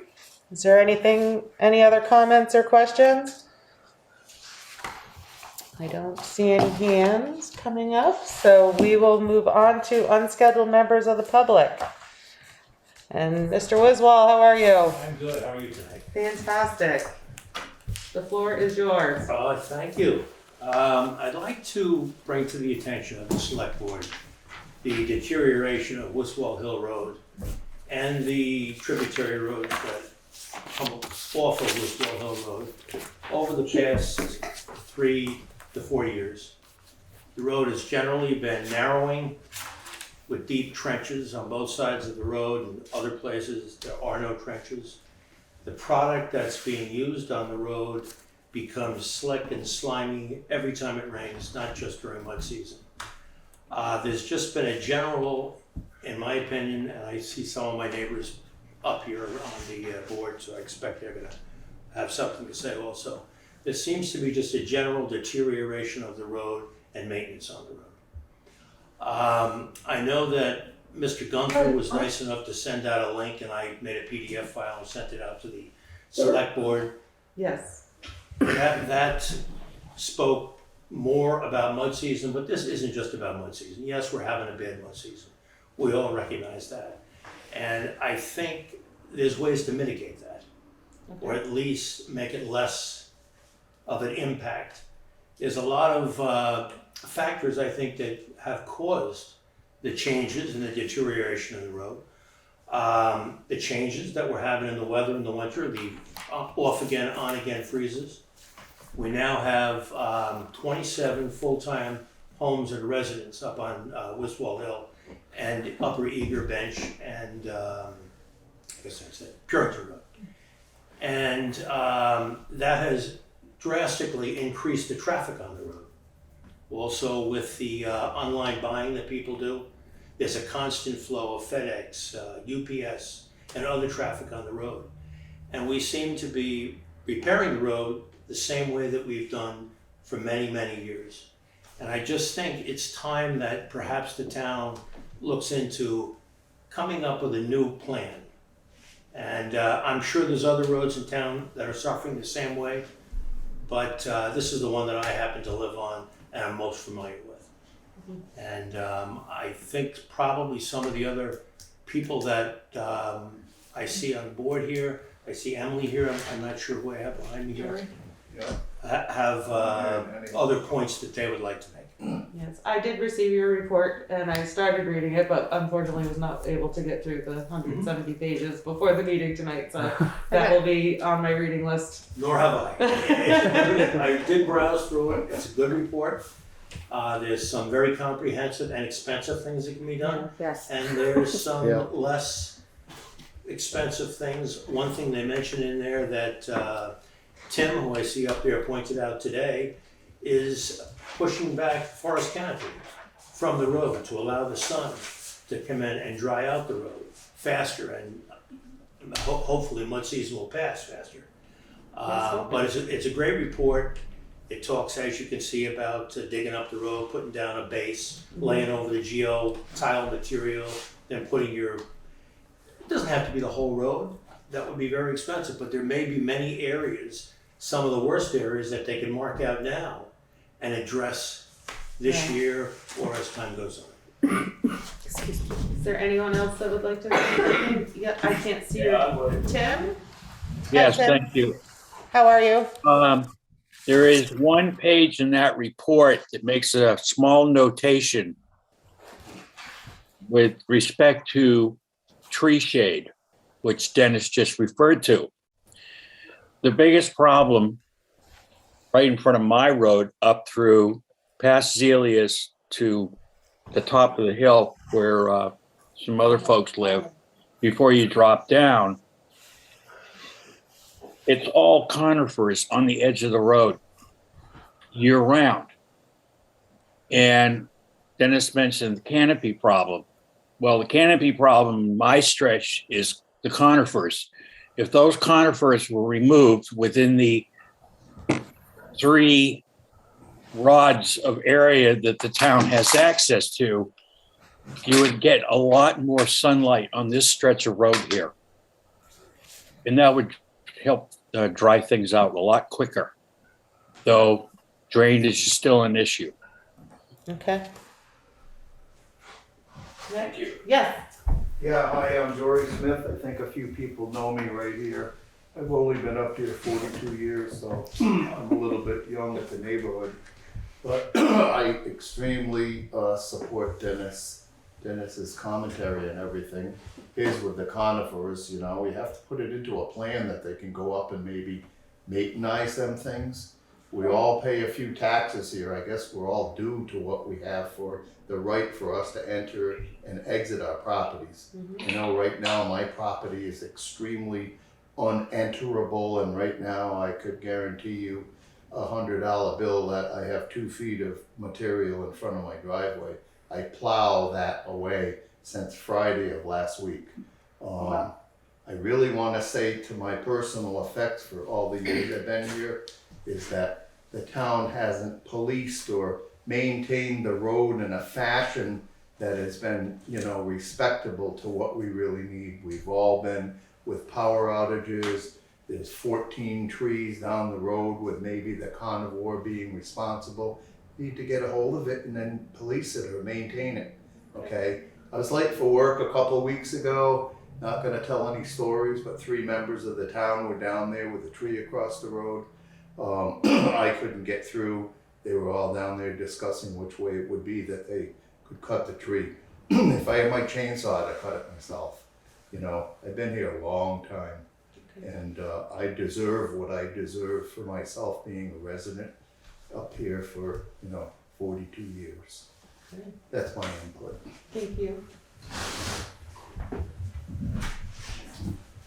Okay, here, is it Mike? Yeah, so I want to. Hi there, good evening. Good evening. I just want to support my neighbors and what Dennis has brought forward and put out a request for a root cause analysis of some sort that might help us understand what is different about the last couple of years, other than the weather, that makes these roads wash out and mud up more severely than they have in the last 40 years. So I just put that request forward to the road crew or whoever else is responsible for understanding the root cause of what is going on here relative to mud season. And also in the spring, we lost most of the roads up here on Wiswall Hill. Possibly the aggregate used to refill the roads, although some of the areas have not been flooded out in the past, but are currently deep in mud. So I guess I put that request forward. I did have the occasion today to go with Jay up and visit Wiswall Hill and the South Wardsboro Road, and it was very muddy, and they had the grader out and was working on it. I think all of your suggestions and comments are important, and we can have a discussion to figure out what to do and how to move forward. I really am looking forward to reading the rest of the report to have the knowledge behind it. Thank Bill Gunther for the review. He was the one that Thank you, Bill. got that put together. Jay, do you have anything you'd like to say, or? Sure. Talking with Mark Pickering, who's our VTrans engineer that we work with. The ideas in that report are good, but he said it also doesn't work unless you get the road above the surrounding terrain so the water really has a place to drain. If you put the, dig down and put the fabric and so forth down, he said you're basically going to be driving on a little lake under the road. So the only way that they've had good luck making it work is to actually make the road high enough that the water is away from the road rather than under it. As far as the trees go, we would love to get rid of more trees. We tend to run into a lot of resistance when we do. People don't like the trees cut near their property. So as long as everybody's in agreement, that's a good plan. But we do run into it every time we cut trees. There's somebody who doesn't want them cut. Hey, Jay? I'd like to, if I could, I'd One like second. to go with Jay someday and take a look at that up there again. You know, Jay and I have been talking about cutting trees along the road, a lot of the roads. You know, like Southwood Road, and, you know, we talked about different ones like that. And I told Jay, I thought what we should do is look at getting one of these guys who are one of them tree cutters that are on tracks. I mean, they could do a lot of cutting in a day's time with one of the machines and open up the roads, because it's just like they said, you know, that's half the problem. The sun doesn't hit it, and, you know, they don't dry out. Yeah, and another thing, you know, I'd like to look at with them too is, like you're saying, bringing the road up, because a lot of the roads they get almost like double ditched now, and they got a little curb on one side, or that should be brought up to the top of that, or take that curb off, so, because the state likes these roads to shed water all the way down the hill instead of running it down to one spot, you know. And that might cure some of the mudding and stuff. But, you know, Jay wants to take a day someday. I just gonna go with him and look at a lot of that road work, you know, to show him what I think they should do too. Excellent. Then you can go with Jay to take a look and see what you can come up with as well. Yeah, I mean, I feel like I was telling Jay, I've told him a bunch of times, and we've talked about it. I mean, I do feel bad for a lot of these people because, you know, for one goddamn thing, our taxes are so high in town now. It's mainly because of the schools that, you know, our road budget's nothing compared to what the schools cost. You know, somehow we got to try to get that under control or make it so, you know, the government ain't demanding so much out of us. And they said that, you know, probably 85% of the people in town, the only thing they get out of the use of their taxes is a road. Right. You know, they don't have the dump no more where they can take the garbage to the dump, so they don't have this, or, you know, we don't really have police stations. And I mean, so, you know, I sympathize with them because everybody's paying a lot of tax in these towns, and, you know, and that's all you get to do. I mean, you're traveling on roads that do go to hell, and I said that, you know, in today's world, you know, a car costs you anywhere from $35,000 to $80,000, and you don't want to have to drag it through mud, you know. I mean, if there's anything we can do, I mean, I know a lot of the solutions is we got to start looking at doing more pavement in different places. That would seal your mud. We've been discussing that for a couple of years now.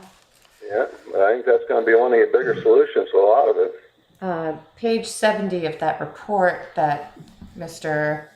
Bills sent, Gunther, sorry, Bill Gunther sent to us, page 70 has the prospective costs, and that was in 2002 when it was written, up around $150,000 a mile, which may be comparable to paving at that point. I'm not certain, I don't know. Probably not quite, but it's still not cheap. I would also like to point out pine trees drink a lot of water, about 10,000 gallons a year. So if you cut all your pine trees down, as I discovered on my property, you create a swamp. Yep, there's a lot of factors to look into. And you had something else you wanted to say, Dennis?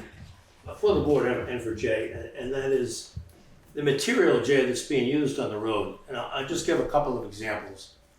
The trenching that was done above my place, and then there was new material put on the road. My culvert, my driveway culvert, which was put in 1995, I never had to clean that other than blow leaves out of it in the fall. And my neighbor just to the south of me, his culvert was put in there in 1980. And both those culverts were adequate for many, many years.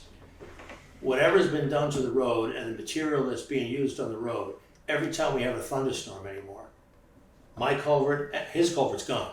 It's somewhere under a foot of dirt, and my culvert gets clogged up. And I don't know what the difference is in the material. I'm not a soil expert, but it gets slimy and it just flows down into the ditches every time it rains, and it fills. I don't mean just a gentle rain. You know what I'm talking about when we get a really torrential rain, and it was never like that before. We've had a lot of hard rain this year too, We have. which has That's been an insane. exceptional event. We've had hard rain before too. Let's let Jay answer and then Ken, you can speak. The state has mentioned the amount of fines in the gravel has a lot to do with the erosion.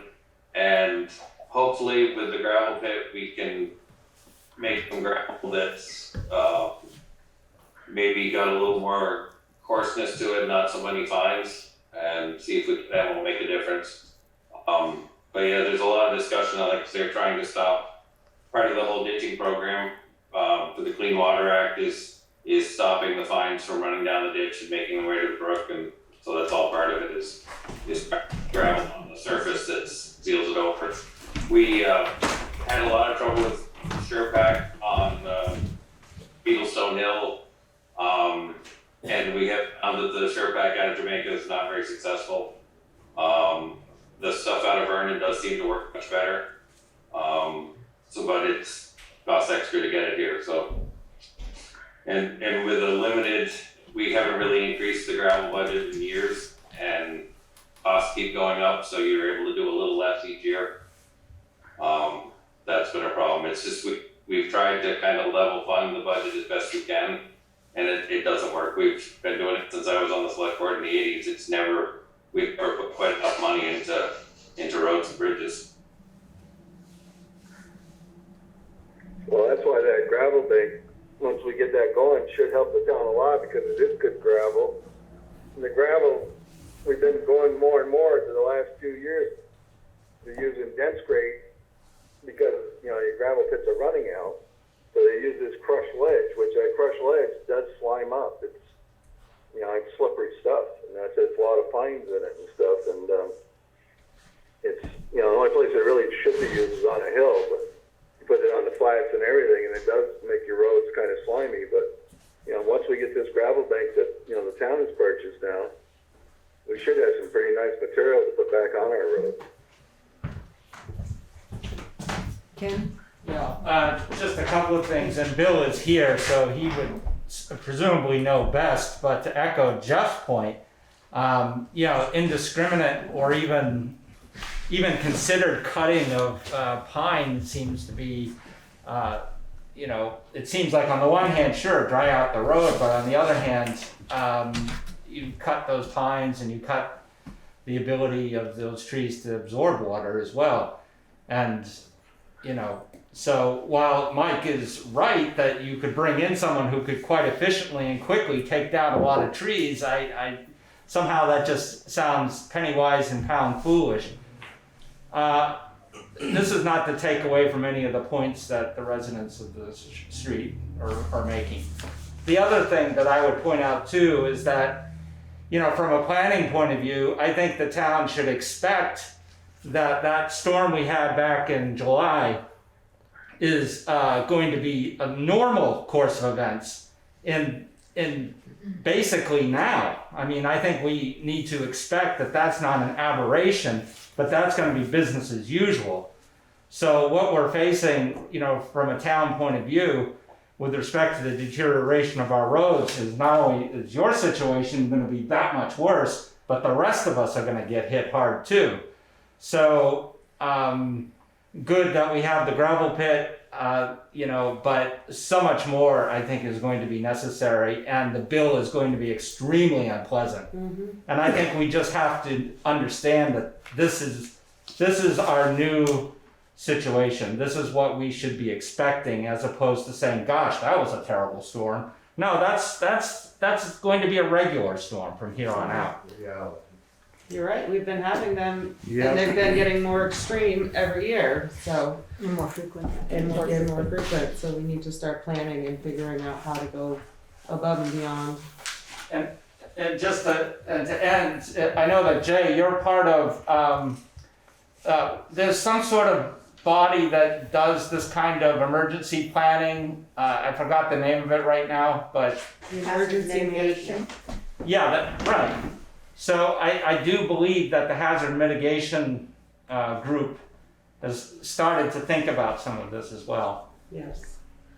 Jory? Yeah, I just wanted to add to Sorry. everybody's comments, that's okay, it's really all fitting. I think the gentleman to my right discussed it's a reality factor. No matter what we do with the trees, disturb Mother Nature, get trees, and I'm very much in forestry. From years ago, they suck up thousands of gallons of water at a time.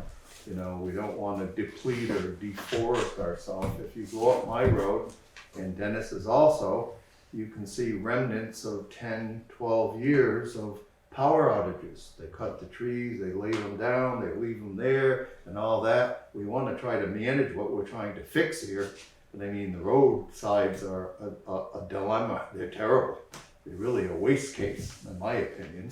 That needs to be cleaned up, and I don't think we need to cut like tons of carnivores. I think we need to plan on the drainage system and the content of the material that we're getting to deal exactly with what we're dealing with. Runoff and drainage, like highways and, you know, construction companies. You need a crown in the road, you need drainage on both sides so it runs down the road so it doesn't turn into a quagmire, and then we deal with this all the time. It's costing the town lots of money, and it's costing us, you know, taxpayers just a lot of frustration. So Yeah. I think that's simple about the understanding of it. That's the way I would approach it. I mean, that's my opinion, and we need to do something so I don't run into this or run into that, or I can't go to work because trees are down all over the place and there's hours and hours before I can go in my opinion, because I've been working most of my life. So I think it's a simple approach, but it's more than the definition of a lot of interminglement with what we decide. Jay, 1 second. I'm sorry. I didn't know you had your hand raised before. So my name's Emily Hole. I'm the newbie on the hill, I guess. I live just past Dennis. And I promised my stepdaughter I would speak her piece, so I am. She turned 16 and got her license in July last year. So this is her first mud season, and what a great first mud season to deal with. But she's been parking her car down at the bottom of the hill because she's not comfortable driving. So that was her piece that I wanted to share. But over the weekend, my biggest concern was that if we had had a medical emergency or a fire or something on our hill, we would have been completely on our own, because there's not a single emergency vehicle, I think, that could have made it up the hill. You know, if we get 10 inches of snow, the road crew is out on the weekend or, you know, in the middle of the night, whatever, taking care of that snow. We easily had 10 inches of mud on our road. And I know they came out, I think it was Saturday morning, and I don't know if it was graded or plowed or what they used, but, you know, and that helped. But by that afternoon, because Saturday it rained, we were right back to where we were. So while I want to, you know, I agree absolutely that we've got to figure out a solution going forward, you know, to mitigate what's going on, whether it's figuring out drainage and cutting trees down or, you know, putting a new road bed down or whatever. I also want to bring up the point that, you know, it needs to be responded to now when we have those issues, because, you know, there were, you know, most of us on the hill, I know Bill doesn't, but most of us have 4-wheel drive because we know that we need it living up there. Like we accepted that when we moved up there. But there are some vehicles that have 4-wheel drive that they can't get down through the road when you've got, you know, 10, 12 inches of mud, and plowing it out of the way just made it available, you know, for the rain and the sun to melt the next 10 or 12 inches. So that was just what I wanted to add. Thank you. Jay? You're on mute, Jay. There, how's that? That's better. First thing is to address the mud a little more, but on a normal mud season, it's sugaring season where it freezes and thaws. This year, when it started, it hasn't frozen since. So we're unable, we usually truck some sort of material up, whether it be stone or whatever. And we haven't been able to do that yet. It's going to freeze lightly tomorrow morning, but not enough for us to truck. But tomorrow night, it's supposed to freeze by 11 o'clock at night. So we're able to then start trucking. And we've got some stone staged up on the power line on South Wardsboro Road to go on the roads up there. But we also have, you know, 10 places we have to get to within so many hours before it thaws. So it's a matter of running a few loads to one road and a few to another, and try to cover as much as you can when you've got 47 miles of dirt that's got to all be taken care of. The other thing is we did put in for a grant for the bottom of Clark Farm Road and up Wiswall to just about the top of the hill for a ditching grant, which is the replacing culverts, new stone line ditches, you know, the sheeting off the road, which will help at least the bottom part of the hill. A lot of the problem seems to be once you crest the hill going, you know, closer to the Four Corners is where it seems to be bad. So that's a different project, but we have applied for a grant. We haven't heard if we've been awarded it yet, but I think we'll hear in the next month or two whether we get that grant, which is, I think, that was 26,000, I believe that one was to do that work up there. So that would be a positive thing if we do get that grant. Great. Just one thing to add. Yes, Dennis. I guess about 10 years ago, I actually was sitting in your chair at that time. We had a 5-man road crew, a foreman and 4-men. And I guess this is really a question for Jay. Jay, do you have the manpower? Or do you need more manpower? Because it was a 5-man crew, and the reason somebody quit, and we decided in our infinite wisdom to experiment and see if we could get by without that 5th man. Is it time to add? It would be nice a lot of the time, but only if we're going to budget accordingly. I understand. Have an extra person without the money, we're not going to get any more work done. We're just a person around.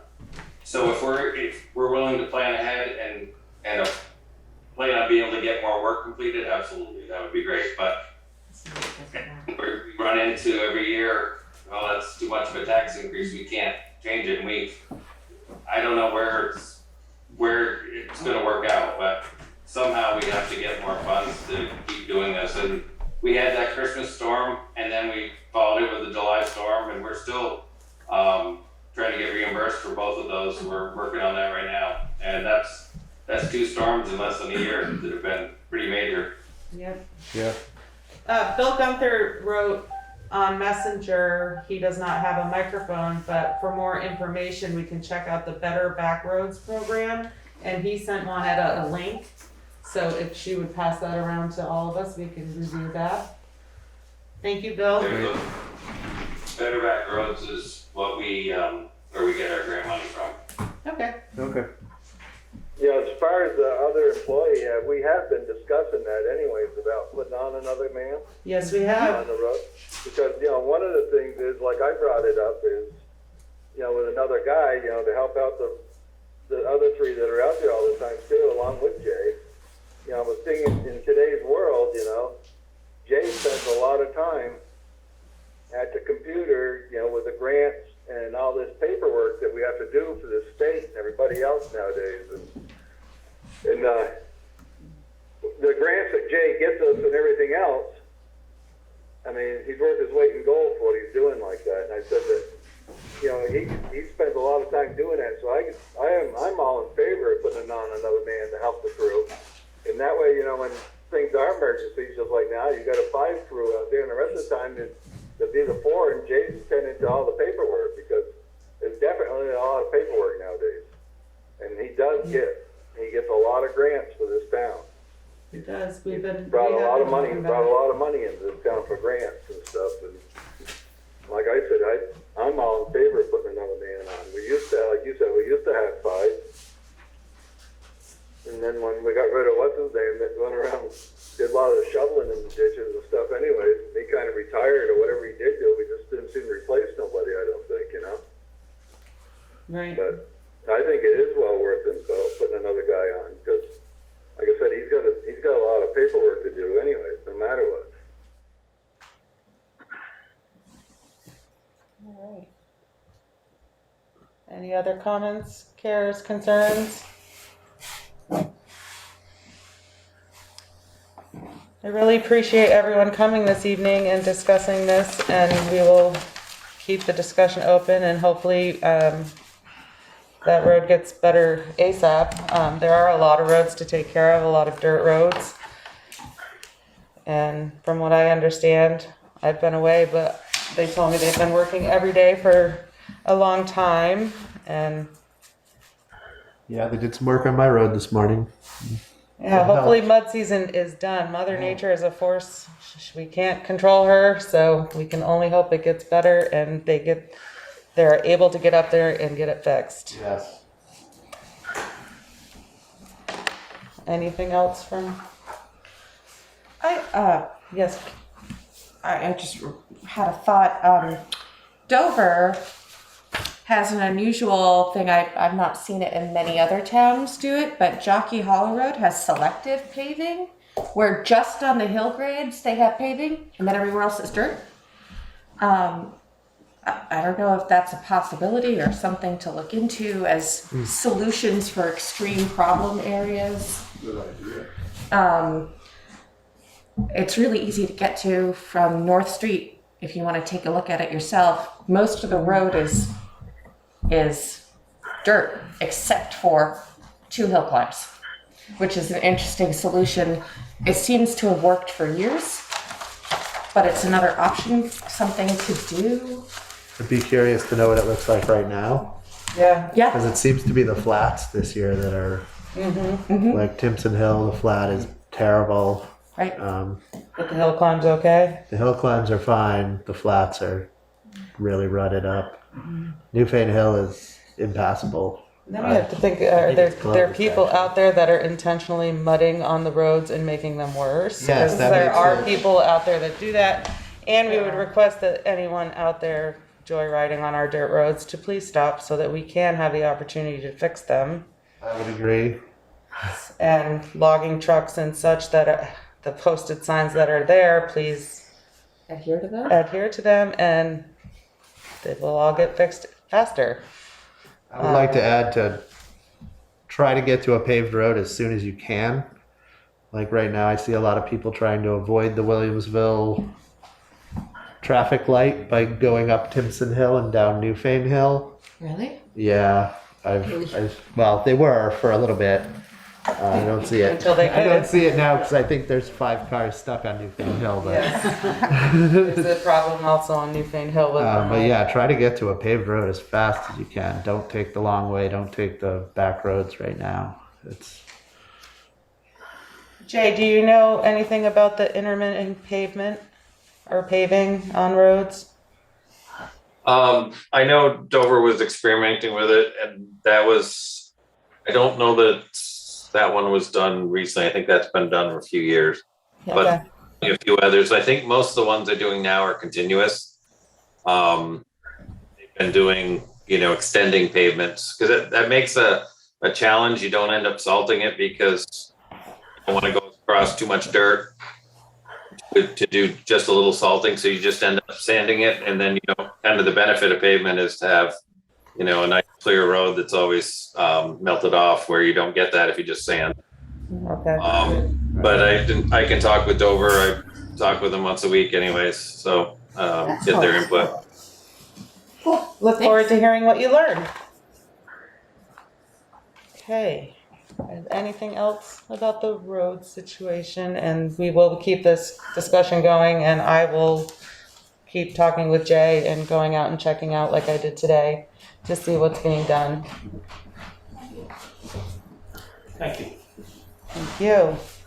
And I appreciate you all being here.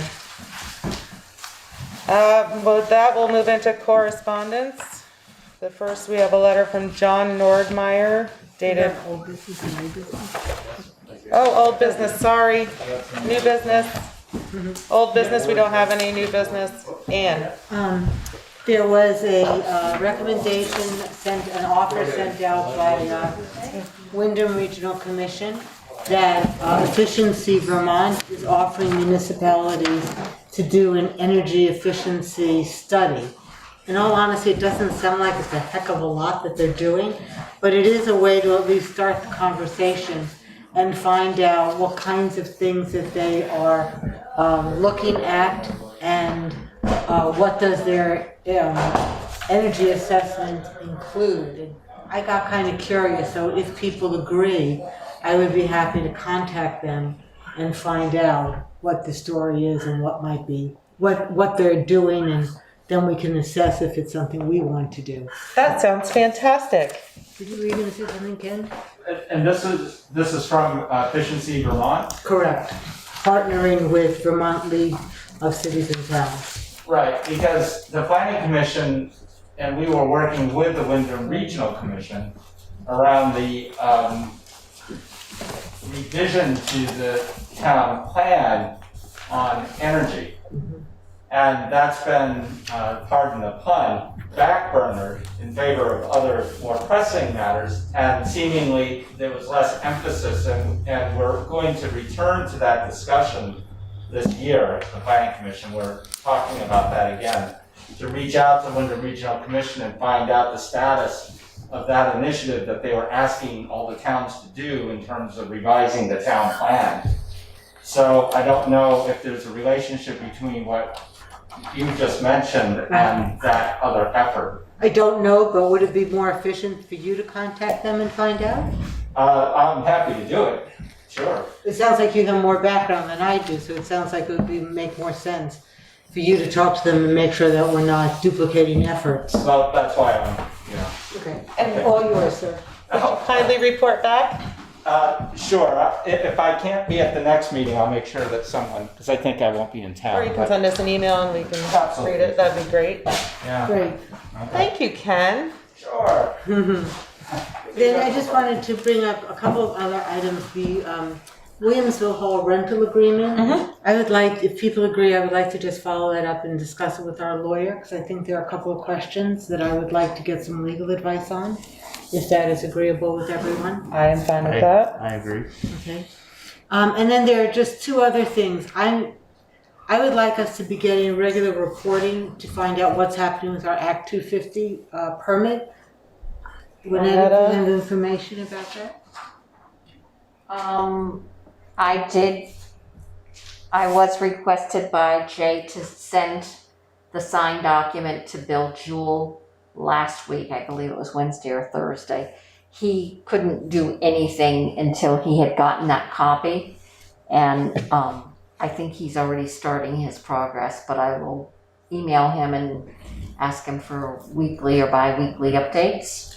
I think if we get an update for our meetings, that would I'd be very happy with that. I agree. And then the one other request I had to make was to go back to the discussion we had, Katie, about marijuana laws. Right. And because so many towns voted on it at their last town meeting, and we chose not to. I just wanted to find out more where things stand and what more we might know, and just we are still waiting on finalizing the laws of how it's going to be enforced. And I have a tentative May date after these discussions are over to come back to the board with a presentation on what the current laws are and how it goes.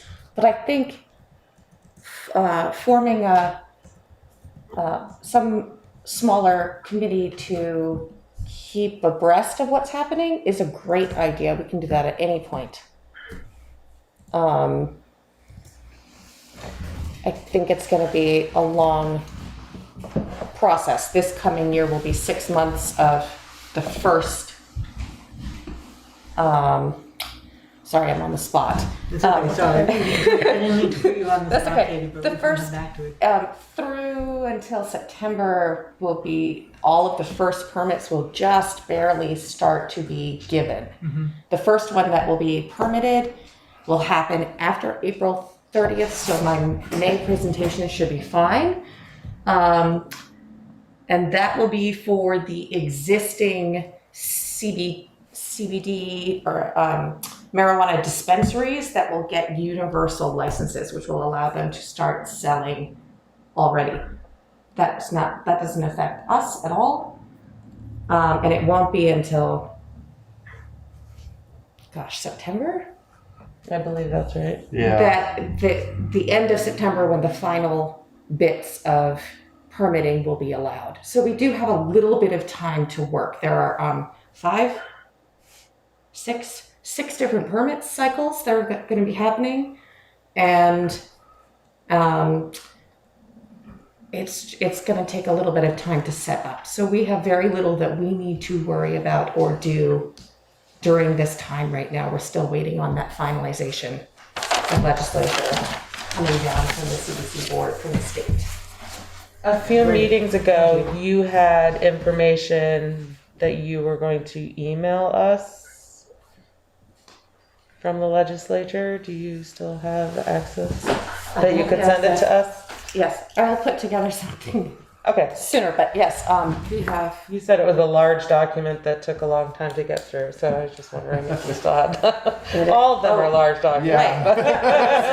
We can't read a lot of 170-page documents. Each of the laws that they're putting out right now to how to enforce it are 27 to 40 pages long. Great. I was just looking for what you were looking at. So Those are them, Okay. and it's just a link to the CBC website. Perfect. On the state website. So yes, I can do that. Or we can just look that up. Great. I have a question about that. Yeah. The taxation, do we as a town get a percentage? There of is that? nothing at this point There's that nothing. unless we get a charter and unless we go through a whole bunch of hoops that we actually receive as a town. Okay. Yeah, I It know just is statewide it's, It would be nice. it would be nice. I mean, Massachusetts took in 20-something billion dollars from taxes. Right. No, as schools at look the great. town level, unless we were, which I called and spoke with, I'm sorry you missed this part of the presentation, but It's okay.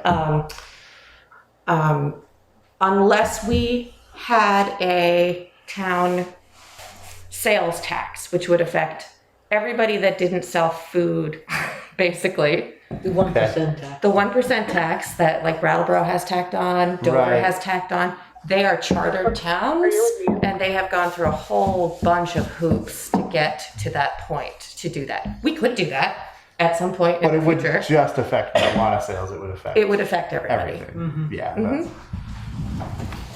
that's- Oh, sorry, it wouldn't affect food or services, Ah, right? So the Okay. plumber wouldn't be taxed, but anybody who sold goods would be taxed. It's a goods tax. tax that plumber. Yeah. All right. Thank you for all of those reminders, Anne. That's wonderful. And thank you, Katie, for putting together a presentation for us. I can't wait. And is there anything else for new business? Anyone? Anyone? So now we will go to correspondence.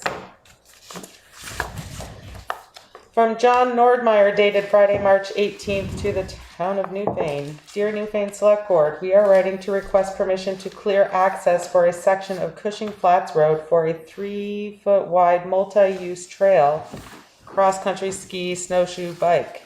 The current road is somewhat overgrown, so we would like to be able to clear a trail cutting small growth trees and shrubs along about a quarter mile of the road. See the attached photos and map. We believe this would enhance the ability of Newfane residents to enjoy the natural areas adjacent to these roads.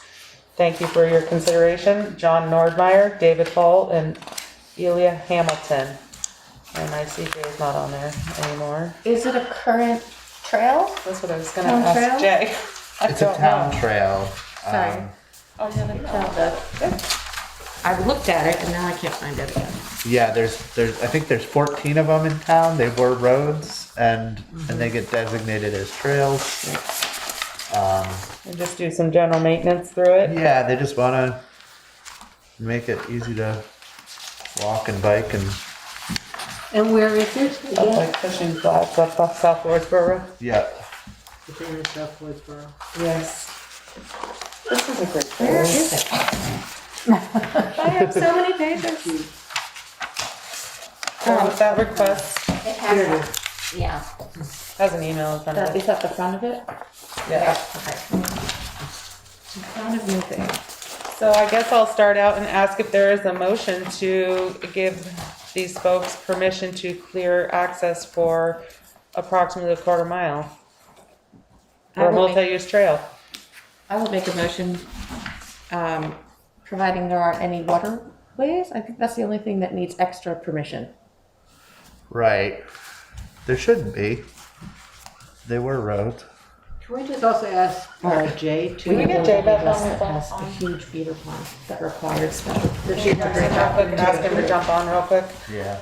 please? Okay, just look at this. Thank you, I'm sorry, I cannot locate it again. So is there a second to Katie's motion? I will second that. And now we'll just wait a moment and have Jay jump on for discussion. Good to see you, Bye, Ken. Ken. Thank Good you night, so Ken. much. Thank you.